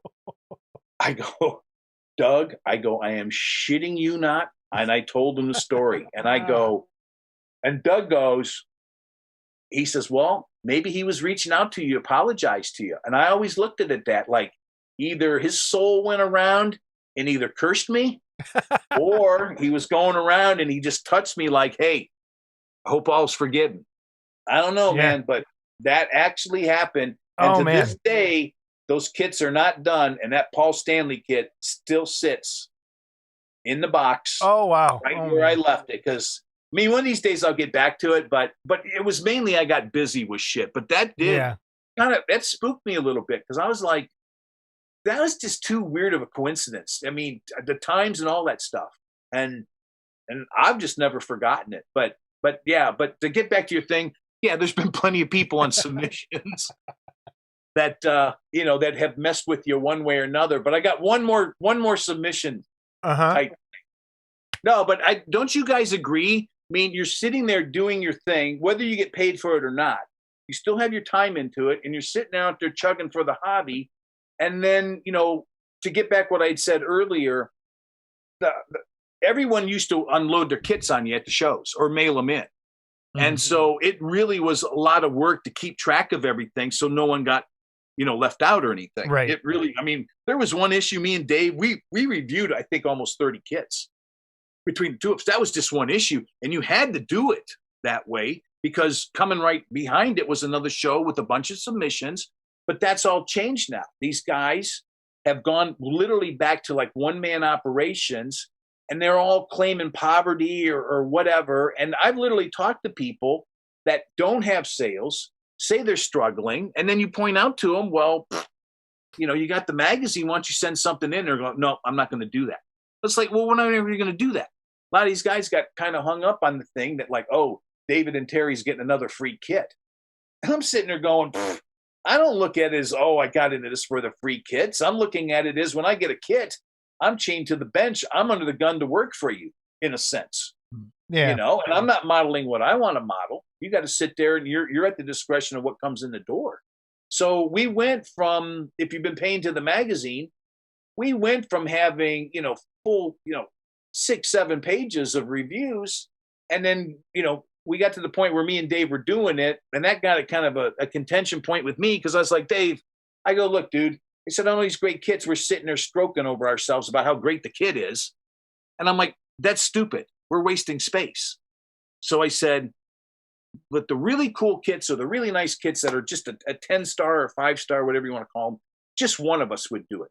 And then on the other one, I said, let's do the pointer count.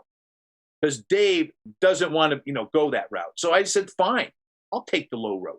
Whatever I said, you take the good points and I'll point out the bad things. Well, there'd be sometimes Dave would get in there and say, everything was great. And I'd come back and you can read it. I'd be like, Dave, you ignorant slut. And I would go off on, whatever he was, wouldn't point out.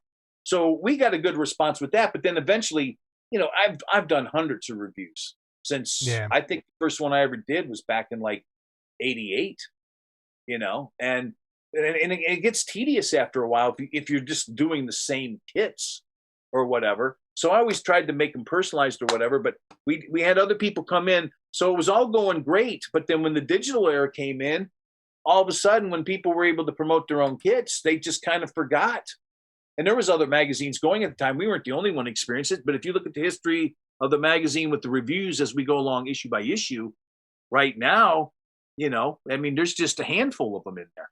And people just feel like, well, if they're only going to sell 10, 20, or 30 of them, it ain't going to do them any good to send it to us. What are we going to promote? Sold out kit? Because I've had that happen with a couple times, by the time the review comes, the kit's gone because the guy went out of business. Yeah, gentlemen, I've had people send me notices for kits even before press time. They're calling me up saying, hey, me and my partner split up, pull that news, It's just like, well, okay. Fly By Night Resin Productions is out of business. Yeah. I get it, In our case, we don't even ask for kits. We just want photos. And you can't even probably get that. Correct. And you can't. And the people that do send us photos, then you get accused of being, and I don't want to throw the name out there, but we've been accused of, you're the Paul Gill show. Okay. And it's like, I give Paul credit. Paul sends us photos almost every other week of something. Okay. That being said, he's also been very generous, sent us a few kits, lots of kits that we give them away. We give them away. We make a contest out of it or whatever, or raffle, and we give them away. We eat the postage. Okay. I think Jason had to send something to the UK. I've had to send something to Canada, and we eat the postage because, it's just, no good deed goes unpunished by the U.S. Postal Service. But we don't care. We're having fun with it. And territory. And stuff comes like with that. The $700 phone bills. And but I try to tell some of these guys, and some of these guys are good friends of mine. I'm like, send me your stuff and I'll put it on the show.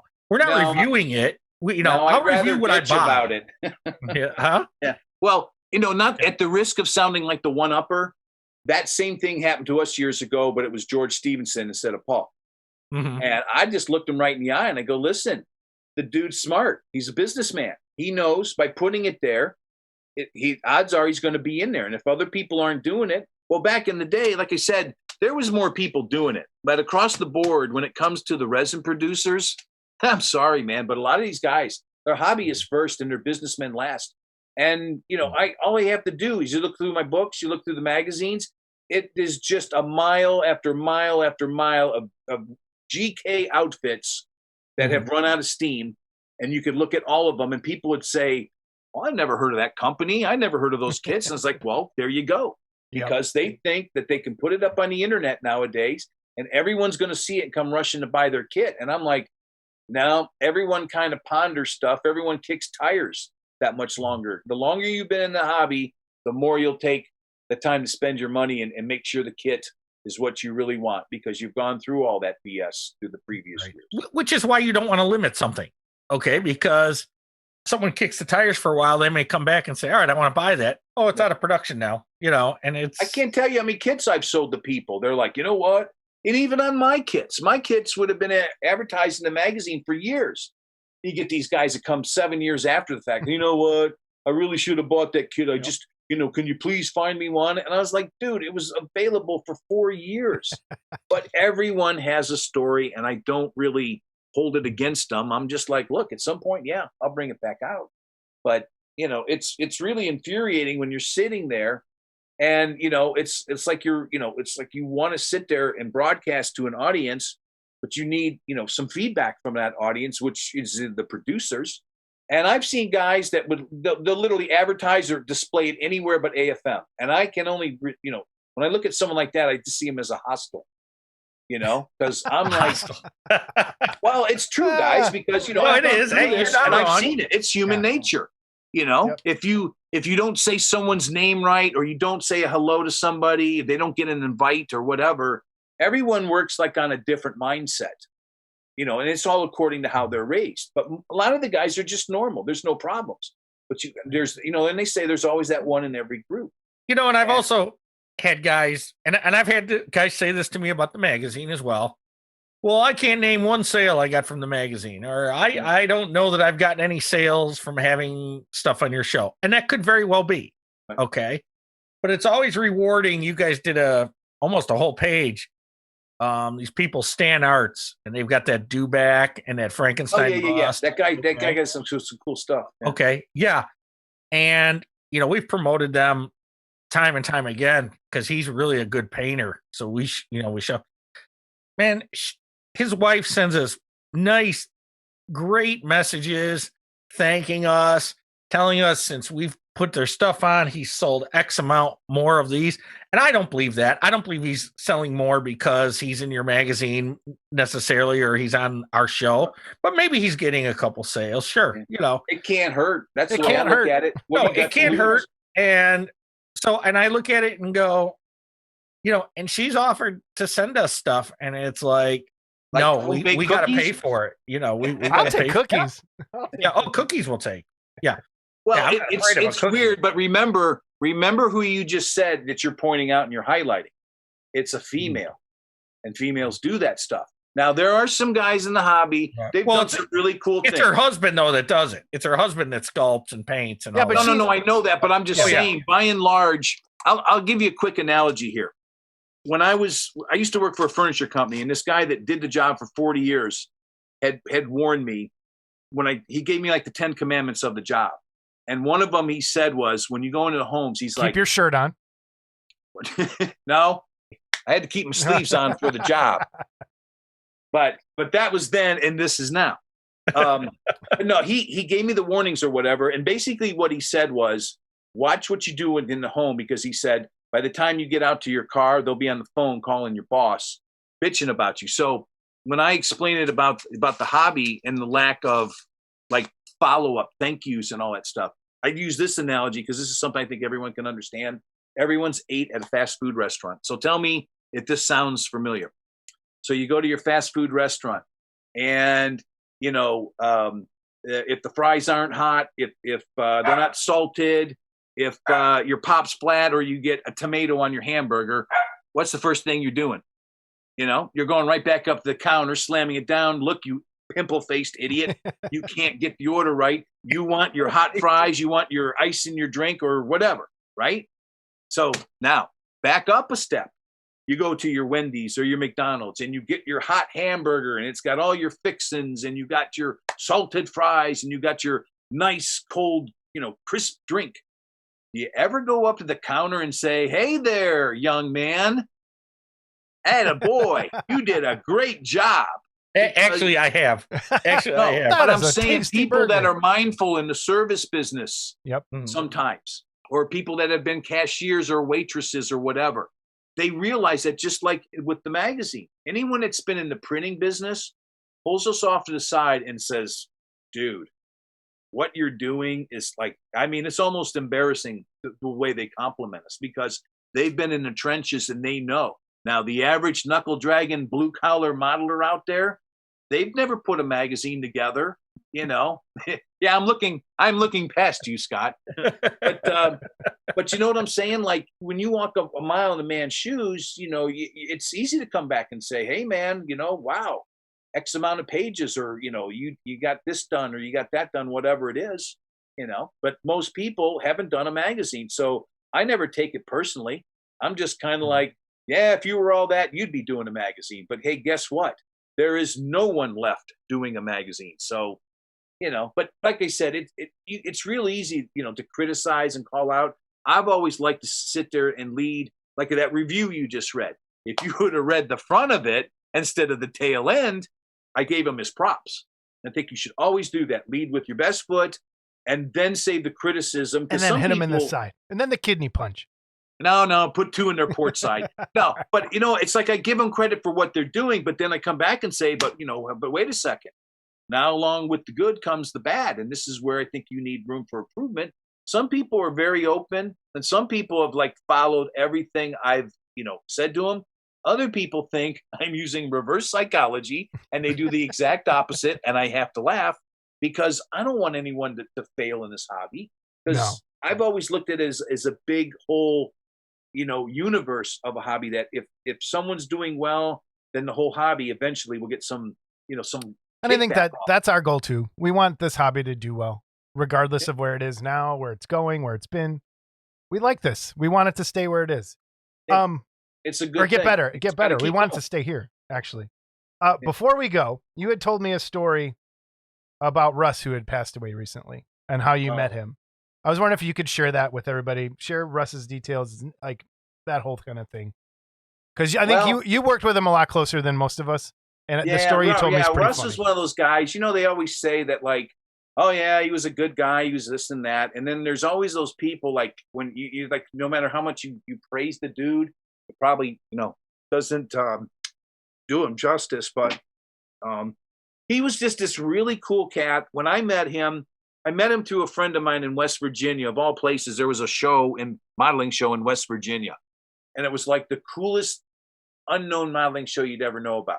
They were like the anti IPMS group, where they literally looked and acted like an IPMS group, but they were like the Notre Dame of modeling. They wanted no affiliation with anybody. And so if you went to it, you would have swore it was an IPMS show. But there was a guy there that was part of it. His name was Scott Owen. So Scott Owen had called me up one day. I think this would have been 2005. And he calls me up and he goes, listen, I got this really friend who's passionate about modeling. He says he's been following you for however long. And he's like, he wants to do a video on to record for posterity the Wonderfest. And he'd like to do this as an annual thing. And I was like, wow. I said, I kind of wished I would have been doing that. But I'm like, that's cool. I go, how can I help? He goes, well, he wants you to introduce him to the Wonderfest guys. And I'm like, he doesn't need me. He could just go up and do his proposal.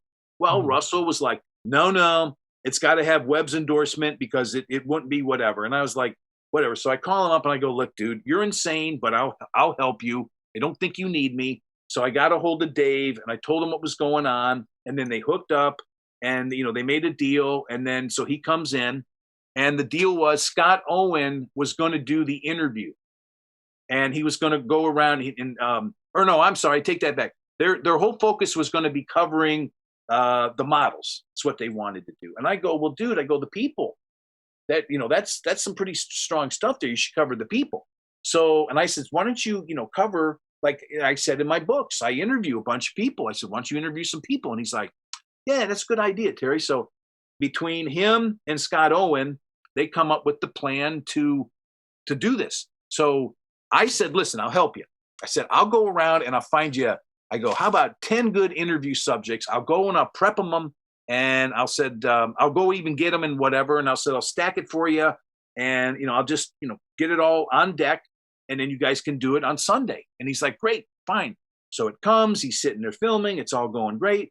And then it's all going great until it isn't, because I had promised him I would be down there. And I did. I got all the guests lined up and I had them all, blocked out like within an hour of each other, whatever it was. And so it's Saturday night. So what do? You start drinking. Well, I never drink on Saturday night. I got so hammered. It's like 4:00. I don't know where I'm at. And someone is as hammered as me and laughs and says, dude, I don't know what you're laughing for. He says, you got to be at your table to help out that Russell cat. And I was like, oh shit, I forgot all about it. So I was like, I excused myself. I didn't get any sleep. And so, but I was down there. I was down there at 8:00 in the morning. But the funny thing was, I was drunk. Still drunk. Were you still drunk? Yeah, and I've always been able to sleep it off. Never, I didn't even know I could get an hour's worth of sleep. And Timmy had to literally push me out the door. So I am drunk. Now, if anyone's seen me in the morning at any of these shows, I wear sunglasses. People think it's because I want to be cool. I wear contacts, and then that early in the morning, the fluorescent light makes me squint, and it hurts my eyes. So I will always wear my sunglasses, when I first get out and whatever. Well, this time I was wearing them to cover my bloodshot eyes, and I was still hammered. So I go down there, I get my second win, and we're all set to go, and it's about 7:45. Well, the first guy I got on deck, of all people, it's Gabe Perna. Gabe Perna was kind of a newbie on the scene. He was kind of like the new kid on the block. So I was going for some established people, middle of the road, and some newer people. So for whatever reason, as luck would have it, I pick out Gabe Perna. So Russell's all ready. He's sitting there, and we're doing this in front of my table. This is at Wonderfest. And I noticed Scott pacing like a cage animal. And I'm like, well, that's kind of strange. I've never seen him act like that.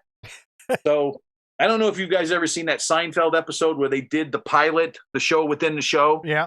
And the one guy that was playing George Costanza right before they go to film the episode, he's pacing nervously. And he's like, I don't know what to do, man. I don't know my lines and all that. And Jerry's like, oh, you'll do fine. You're just like George. Scott does that to me. He's like, Terry, I don't know what the hell I was thinking. He goes, I can't interview these people. He goes, you got to do it. And I just laugh my ass off. And I go, dude, I pull my guns on. I go, I'm fucking drunk as hell. I go, I'm no shape to go on camera. I go, dude, I push him. I go, get out there. So he goes to Russell and says, it's like a guy who didn't want to get married, got cold feet. He literally just says, I can't do it, and leaves. Russell comes over to me and says, dude, he says, I goes, Terry, I need your help. I didn't tell him anything. He pleads to me just like Scott did, and I pull down my glasses and I go, Russell, you do not want me on camera. I go, I will not be responsible for what's going to happen. He's like, dude, you either do it or it's not going to happen. So I said, okay. So I go on camera. I got my shades on. I go, hey, everybody. I go into my spiel and I introduce Gabe and I start asking him questions. And this dude, to my horror, is a yes or no guy. He's a very dry, humorless guy. I mean, he isn't if you get to know him. Yeah. But I didn't really know Gabe at the time. And this is all right off the cuff Sunday morning.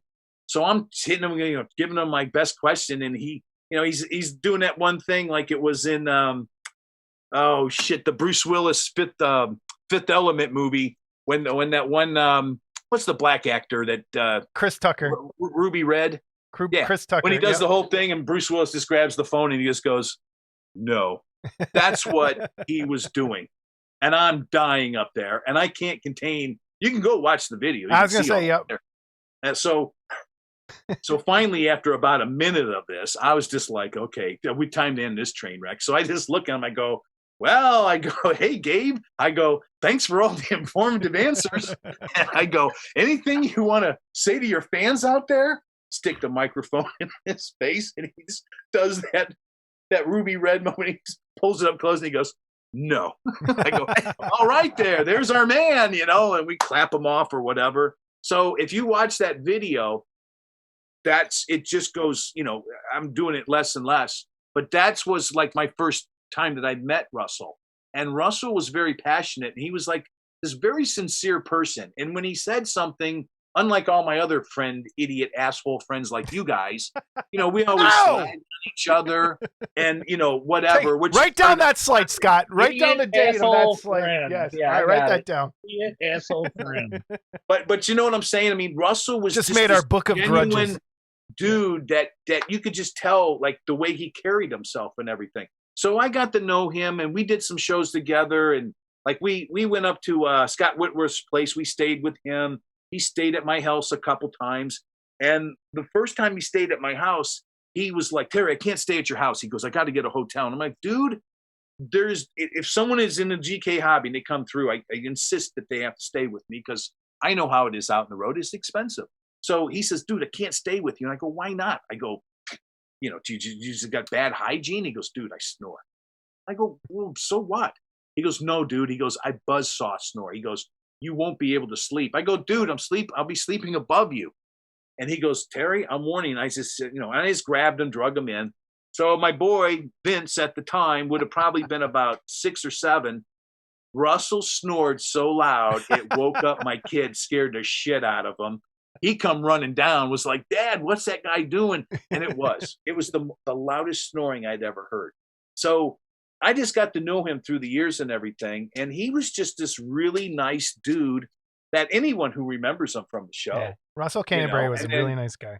Yeah. And he never really had a beard, but like 3-4 years ago or whatever, that he kind of came into his whole own net.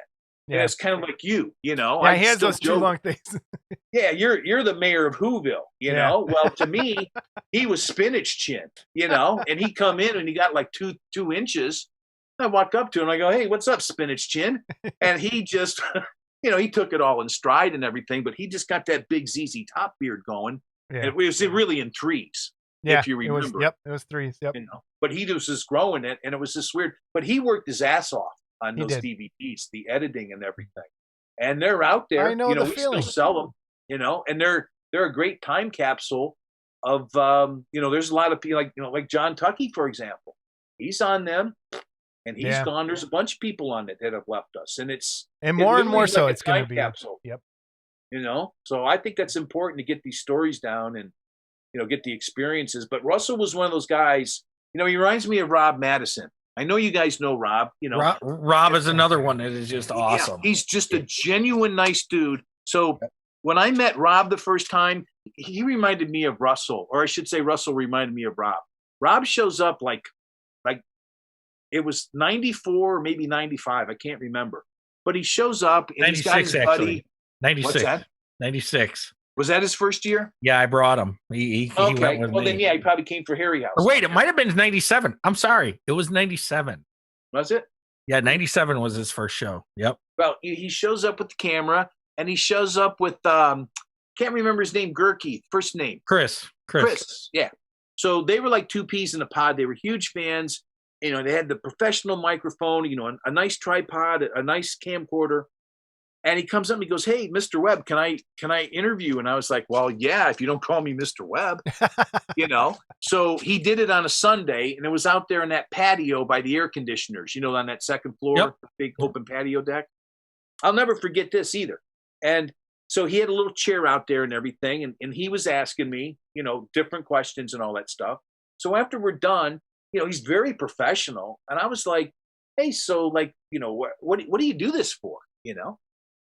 And to my just incredulous, I just could not believe it. His answer was, we do this for what was the community hour on PBS? Yeah, the public public access. Public access. Yeah, public access. That's what it was. Yep. He got like an hour-long block at 2:00 Sunday morning, which really would be Monday morning, and 4 or 5 people would watch it. And he says, I'll send you a copy of it, whatever. Well, it was like a damn news show, professionally edited, and I wasn't the only, he did like a thing on the show or whatever. But I just remember thinking, Jesus Christ, all this time and all that, and you got probably less than, one handful of people watching this thing. I'm like, that's dedication. So I watched him through the years. He finally evolved it into Monster Model Madness, and he was doing all these episodes and everything. Monster Model Review. Now you watch him. Monster Model Review. Check out Monster Model Review on YouTube. Yes. Yes. Monster. And Game Archaeology. Yes. Yeah. But that's how Terry treats his idiot asshole friends. Yeah.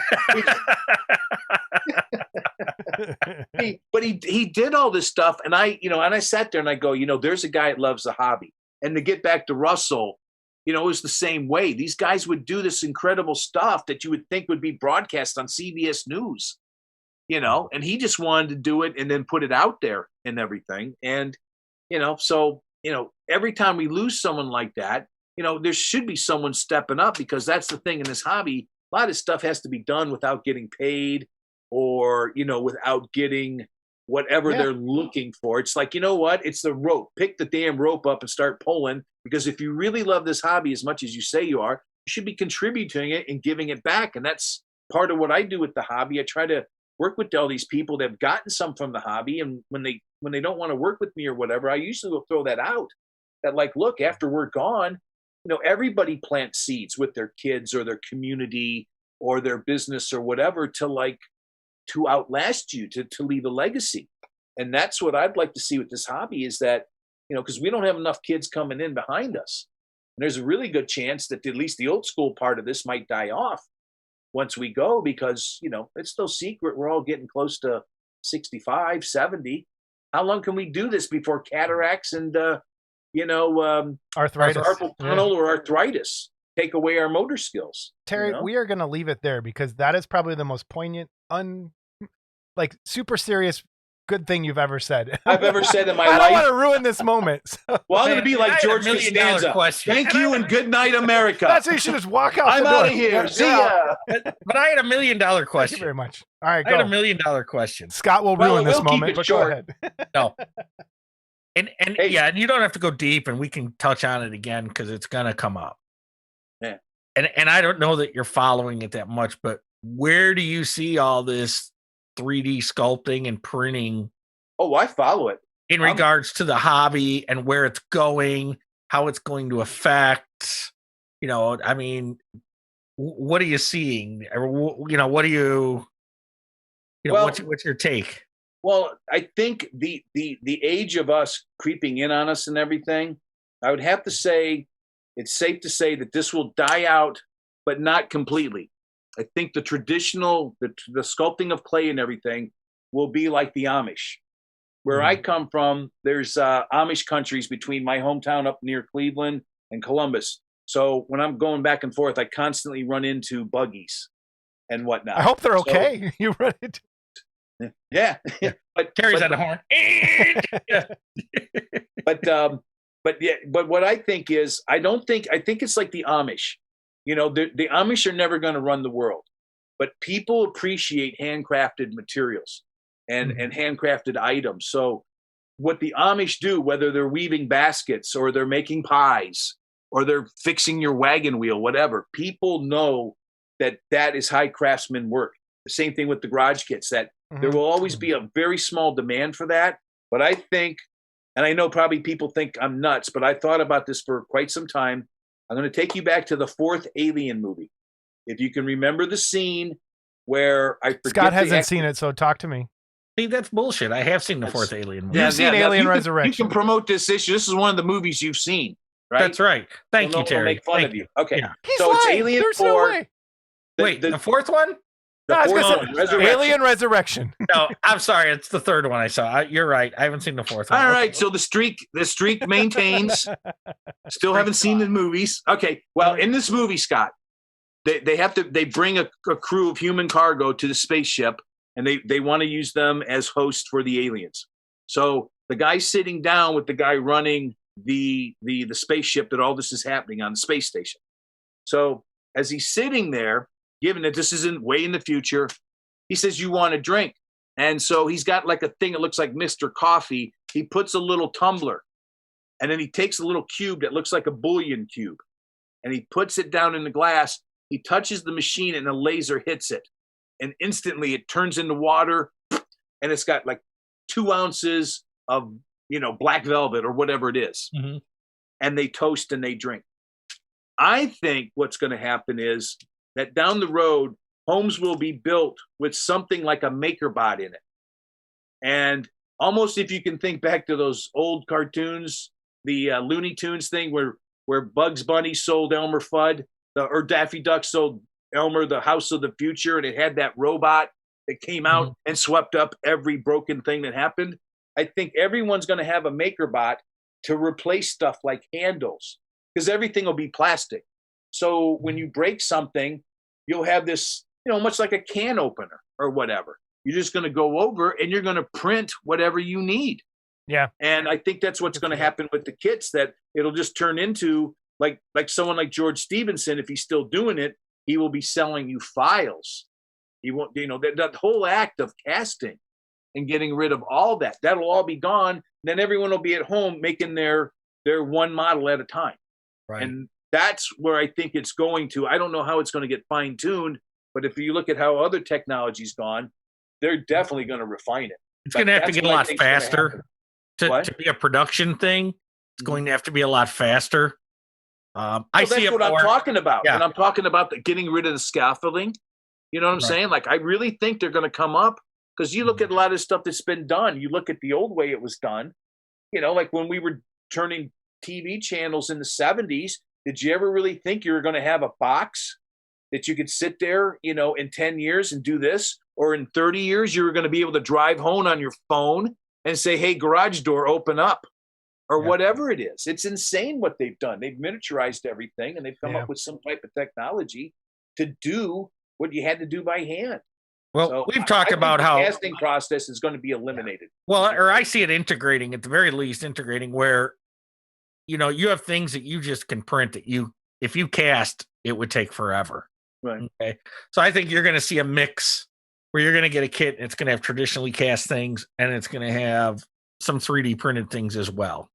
Right. And that's where I see it going first. Yeah. You know, eventually it'll probably get to where you say, but I think that'll be the step in the evolution that, you know, you'll be able to do that.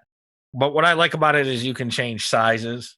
Yeah. You know, if you have you know, and that's cool. Yeah. You know, that part of it's cool. Well, think of it this way. When you had to sculpt something, you know, you had to sit there on the phone with somebody. I've done this with plenty of sculptors. And you'd sit there on the phone and you'd look at the emails. But even before that, it would be photographs, right? Mm-hmm. And then you would have to wait forever because the armature in there was posed this way. Well, now I realize these arms, I don't like it. You know, the arms should be doing this. So then you had to wait for all that shit to go. Well, when the digital shit came along, there is your form. And then you can just sit there and go, what do you want? Do you want this? Do you want that? You get rid of the photographs. You get rid of all that time. So now with what they've done with printing, you've got the whole thing where the materials that they use are brittle. And, you know, and to sit there and to make something or whatever, you get all that shitty detail on it that you got to sand off. And it's one of those things, well, you know what? You really would be better off just making your master and doing a mold. But some of these guys thought that they were going to get their MakerBot and they were going to print these one at a time. Well, guess what? It takes hours and sometimes days. And resin takes not a very efficient process when you have a hit kit. Yeah. So I knew guys were thinking of doing that. Like, I'm just going to ditch the RTV. It's like, yeah, but you're also going to ditch the convenience along, you know, the assembly line production of the thing. And you're not going to be able to make multiples. And if you're going from that to, hey, I'm printing one at a time and you got people waving money at you and you're just like, well, it takes, you know, 5 days to print it. And, you know, I got a real job or whatever it is. It's very impractical. And I've seen guys try it and said, you know what, this ain't going to work. But at some point, they're going to, you know, leapfrog all that shit. And I think everyone will have a MakerBot. It'll be just a standard thing. And with the modeling section, it'll just be like, hey, you know, like that scene in The Matrix when we go, we need guns, lots of guns. One day I'm going to hit a button and say, I want to do a Cyclops. Boom. It's just going to shoot in front of me a zillion files. And I could pick a hermaphrodite Cyclops if I want. There'll be so many damn choices of shit. And I think I'm just going to hit it, you know, or it's going to be like in Logan's Run. Remember how dating got? Just dial up a woman and whoop, there she is, man. You know, and I really do. I think the Cyclops with a big dildo on his head. Okay. All right, we're off the rails. Terry, thanks for joining us. That wasn't me. And on that note, we're out of here. Terry, next issue, roughly when should we expect? I'm looking at probably about February. It's on UFOs and aliens. So it's going to have a mix of spaceships and movie Martians and just anything connected with otherworldly type stuff. I'm trying to get it all pulled together and get it into motion. And verbally give the website and contact info. AmazingFigureModeler.com.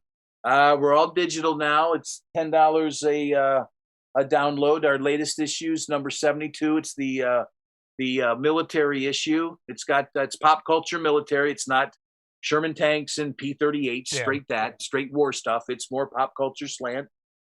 We have nearly 200 pages in there, and they can go up online and just pay their money and download it. We're not taking subscriptions yet.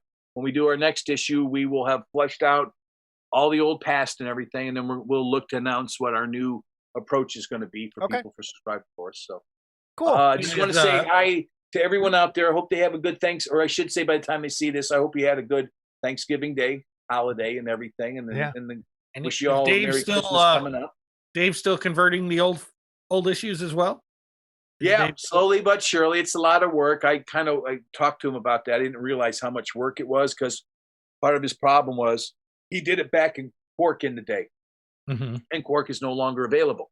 So he's got to go back and stitch these things together to make them presentable.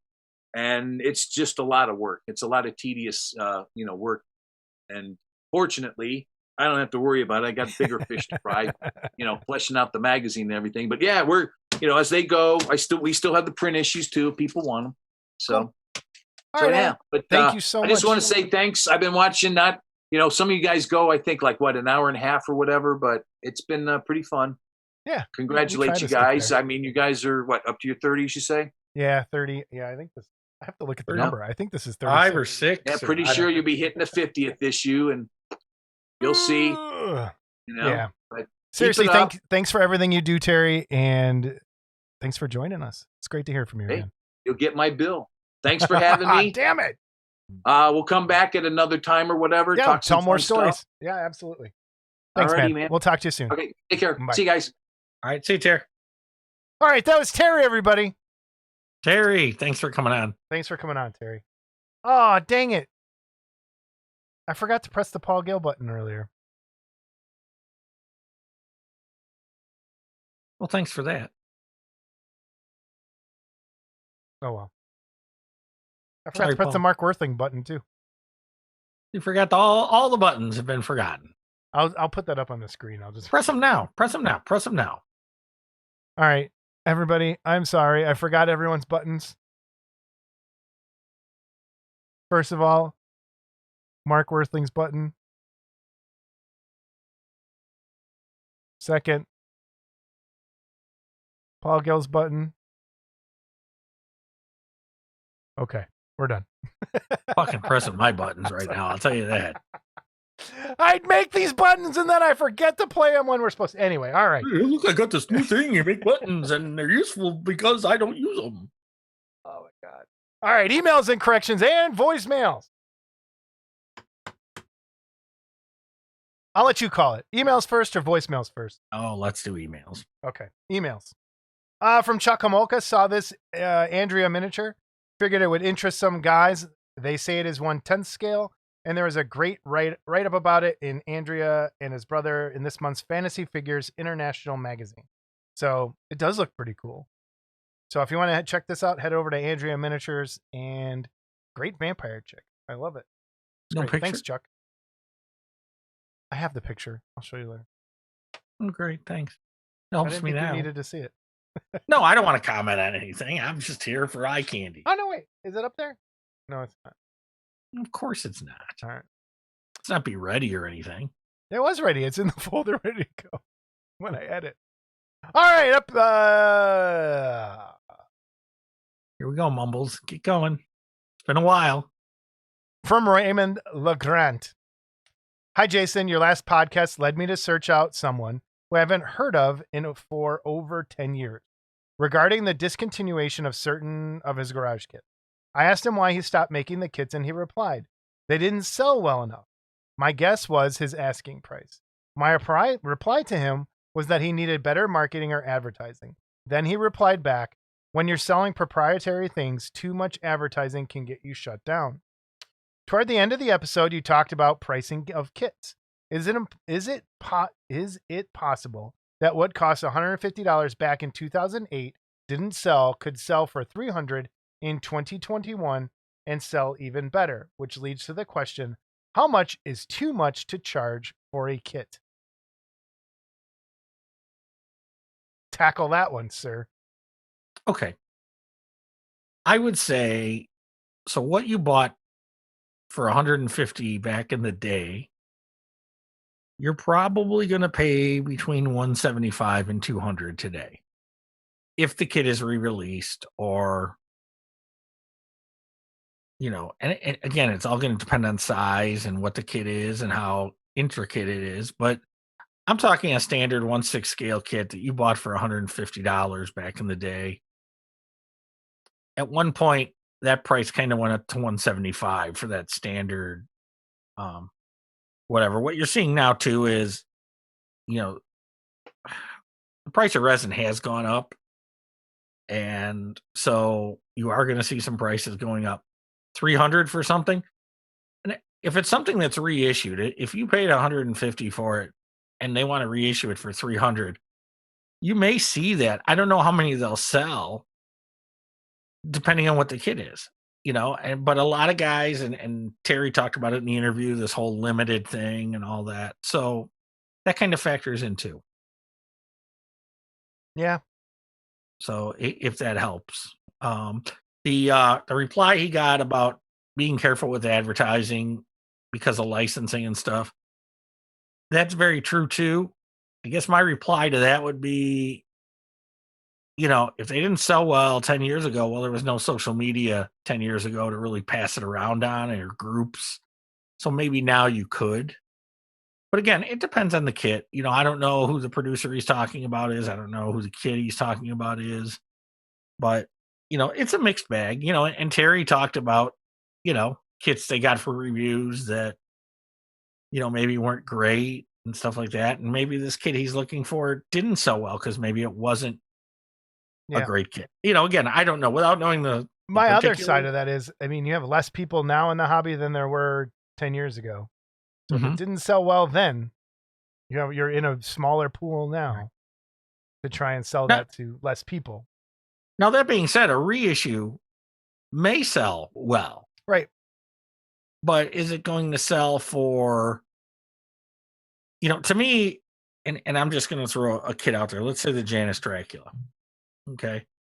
So the Janus Dracula at the time of its release was, I believe, $240. $260.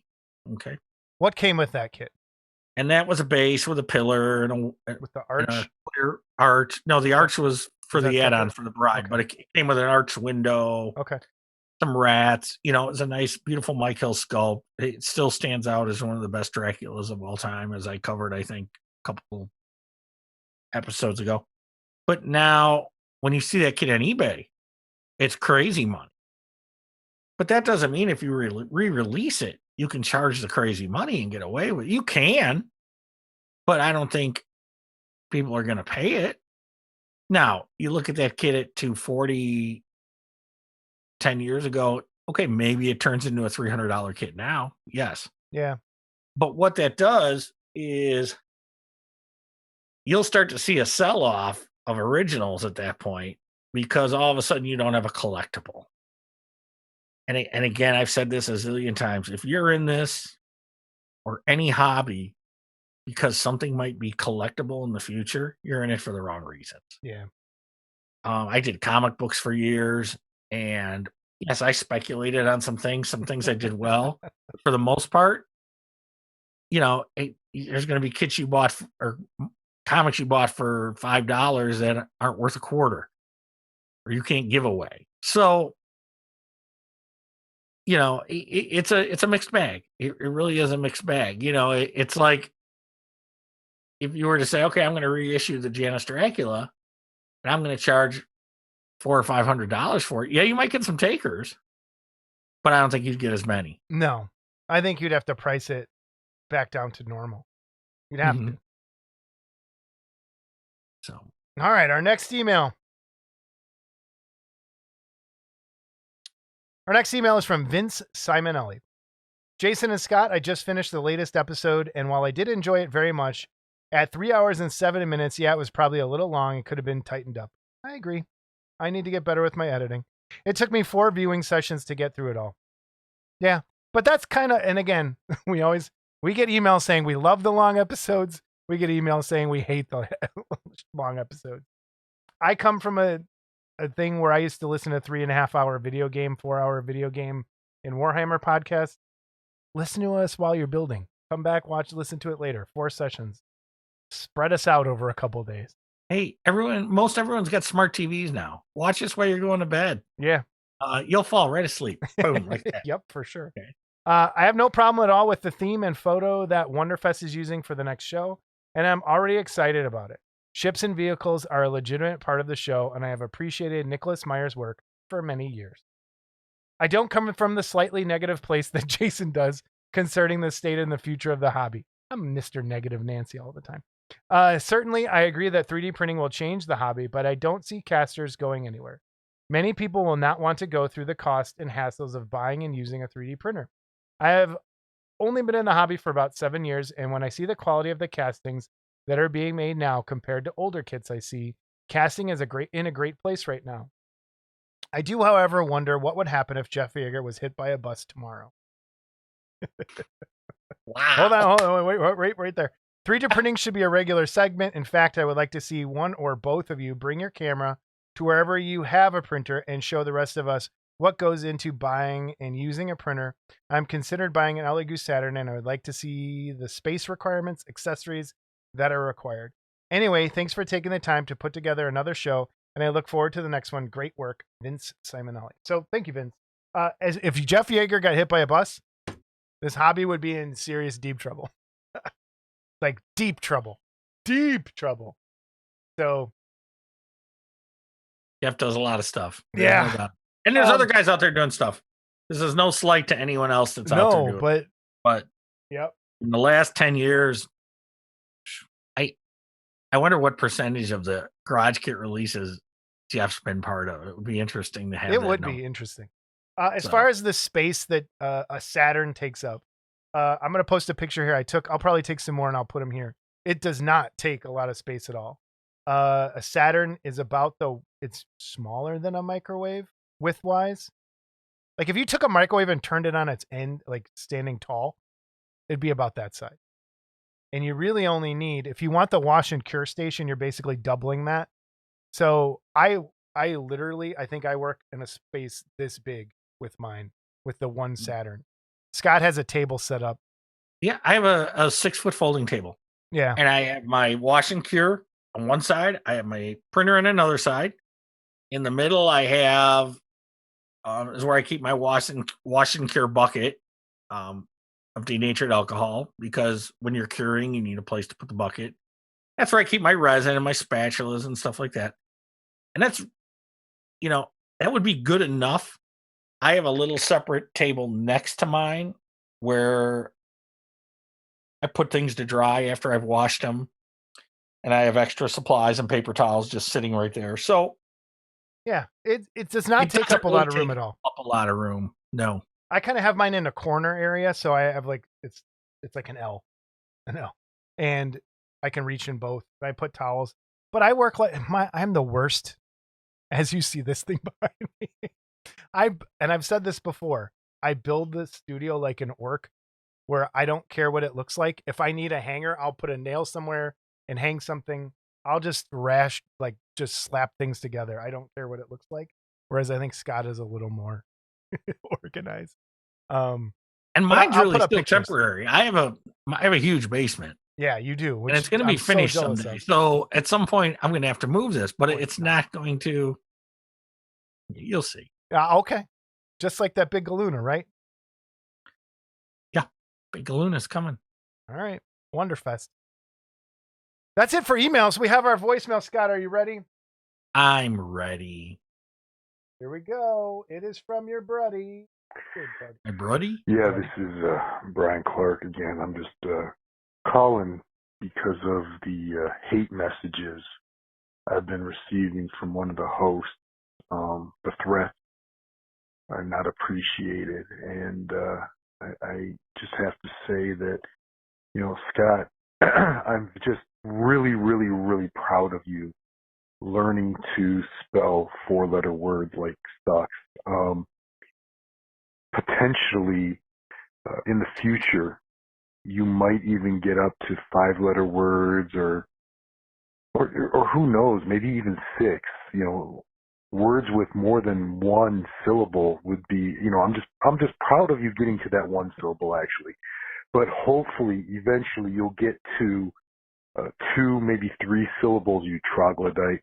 All right, man. Hey, you guys have a great job, or doing a great job. I look forward to watching the show.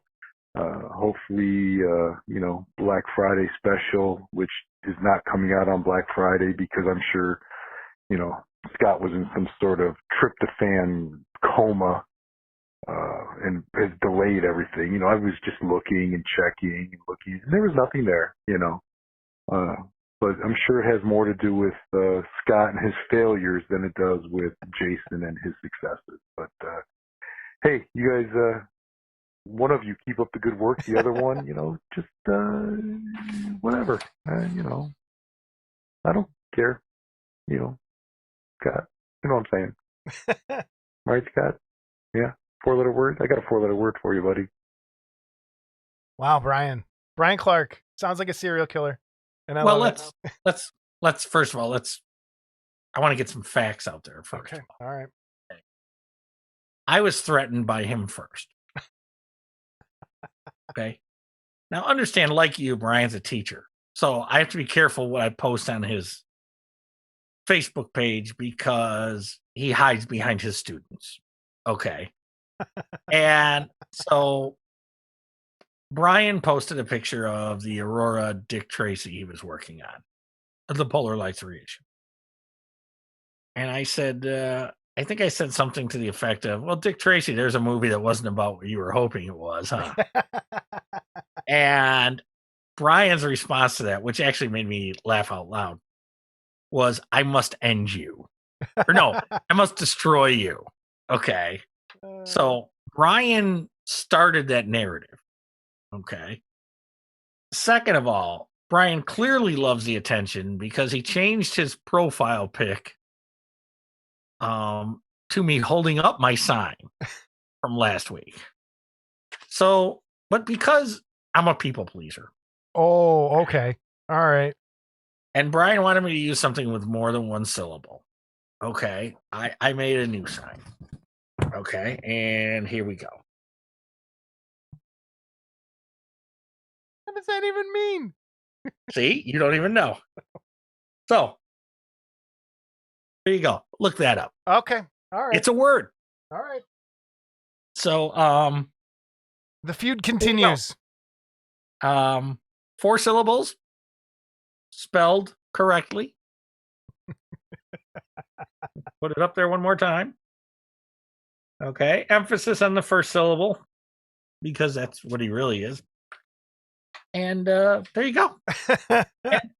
And I will say about his Dick Tracy, I'm thinking about afterwards, I may let him paint my dick. So we'll see. But he did mention that it would take a small brush, but a lot of paint. So there we go. All right. Oh my God. All right, everybody. Brian Clark, take that. That was episode 35. Thank you again to Terry J. Webb for coming on. We always love having Terry on, and we'll have him on again real soon. And don't forget our giveaway. Our big thing to give away this episode is The Witch from Mark Worthling, along with a monster, Peter Boyle from Young Frankenstein, some magazines, and some other cool stuff. Leave those comments below if you want into that giveaway. And everybody have a great time between Thanksgiving and the next episode. And we have something really big planned. So if it pans out, the next episode's going to be loaded. Let's put it that way. It is going to be a big one if it works. Loaded. And it is a logistic nightmare. I do want to comment really quick. And the gentleman that made the music for the gallery last time. Wow, Roy, you listen to this? Roy, no. And I'm with you. I appreciate what Roy did. What was funny is someone did comment about it, and Roy was very gracious about it and said, "Hey, it's not for everyone," and all that. And man, there was one part in it that got a little creepy that I was like, "Well, what's going on in this music?" I love it. It's right up my alley. Of course you do. Yeah. It's probably babies screaming and being tortured, and puppies dying and all that. So of course you did. The best. Also, kind of music. I want to go on record. A few people have commented that they think my co-host hates animals, and well, maybe you should stop talking bad about dogs and cats. What are you talking about? All right, I'm just saying. All right, I mean, you know, maybe you should take your lizard for a walk or walk your lizard into PetSmart for training. Okay. Cats are the worst. Well, okay, see, that's your opinion. No, I don't know how a modeler could own a cat because fur and knocking things over. The two worst things to own if you have collectibles. Like It's called, you know what? How can a modeler have a baby? Because let me tell you something. The baby's just as bad, except for it doesn't climb. Okay. no baby here. Oh, okay. So, whoa. Everybody live their life according to Jason. No, you live your life according to your hobby. You don't want Eat out of the garbage. Okay. This is going sideways. Of course Eat you out should. of the toilet. Okay. Plus cats, And they walk in their poop and then climb on all your stuff. they don't walk in their poop. They're very dainty. They bury their poop, which What? I'm surprised you don't eat. What? They walk in their toilet. Dude, you fish toothpaste out of your toilet and put it in your mouth. Okay. It was closed. Anyway, everybody have a good episode. Everybody have a good episode. I love all animals. Everybody have a good week. We'll talk to you soon. Good 2 weeks. Yeah, that next episode's a big one. If it comes together, it is going to go from, let's give a little hint, from England to California. That's the span of that episode. Yeah. So It's going to be intercontinental. intercontinental. So we'll see how it goes. I don't know if it's going to work. But I will anyway, make it. everybody have a good week. Good 2 weeks. Talk to you later. Bye.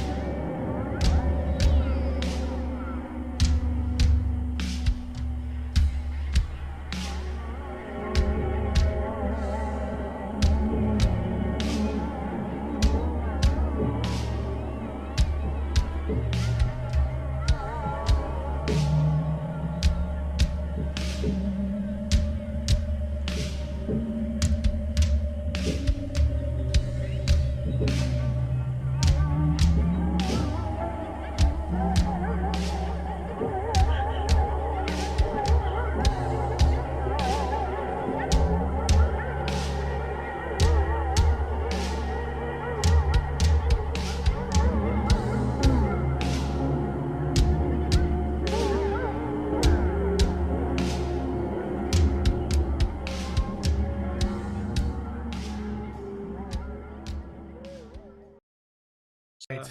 Let's let it roll for a Be in couple focus, but I'd like a little light. I'd like to show that I got more hair than Terry. Okay. Yeah, minutes. I'm going up there. That's all the U-turns under the sheets, gentlemen. That It'll was- cost you in the long run. I don't know what that means. Yeah. In about 30 Geez, when seconds. I'm having Amy all comes that through the oral door. sex and going down on all those women, I'm losing hairs. I'm underneath the sheet doing my business. Oh boy. Okay, that's recorded, so I might have to use that. Hey, how about a little graphic with it? Oh boy. All right. Hey, Wow. you guys saw Off the rails already.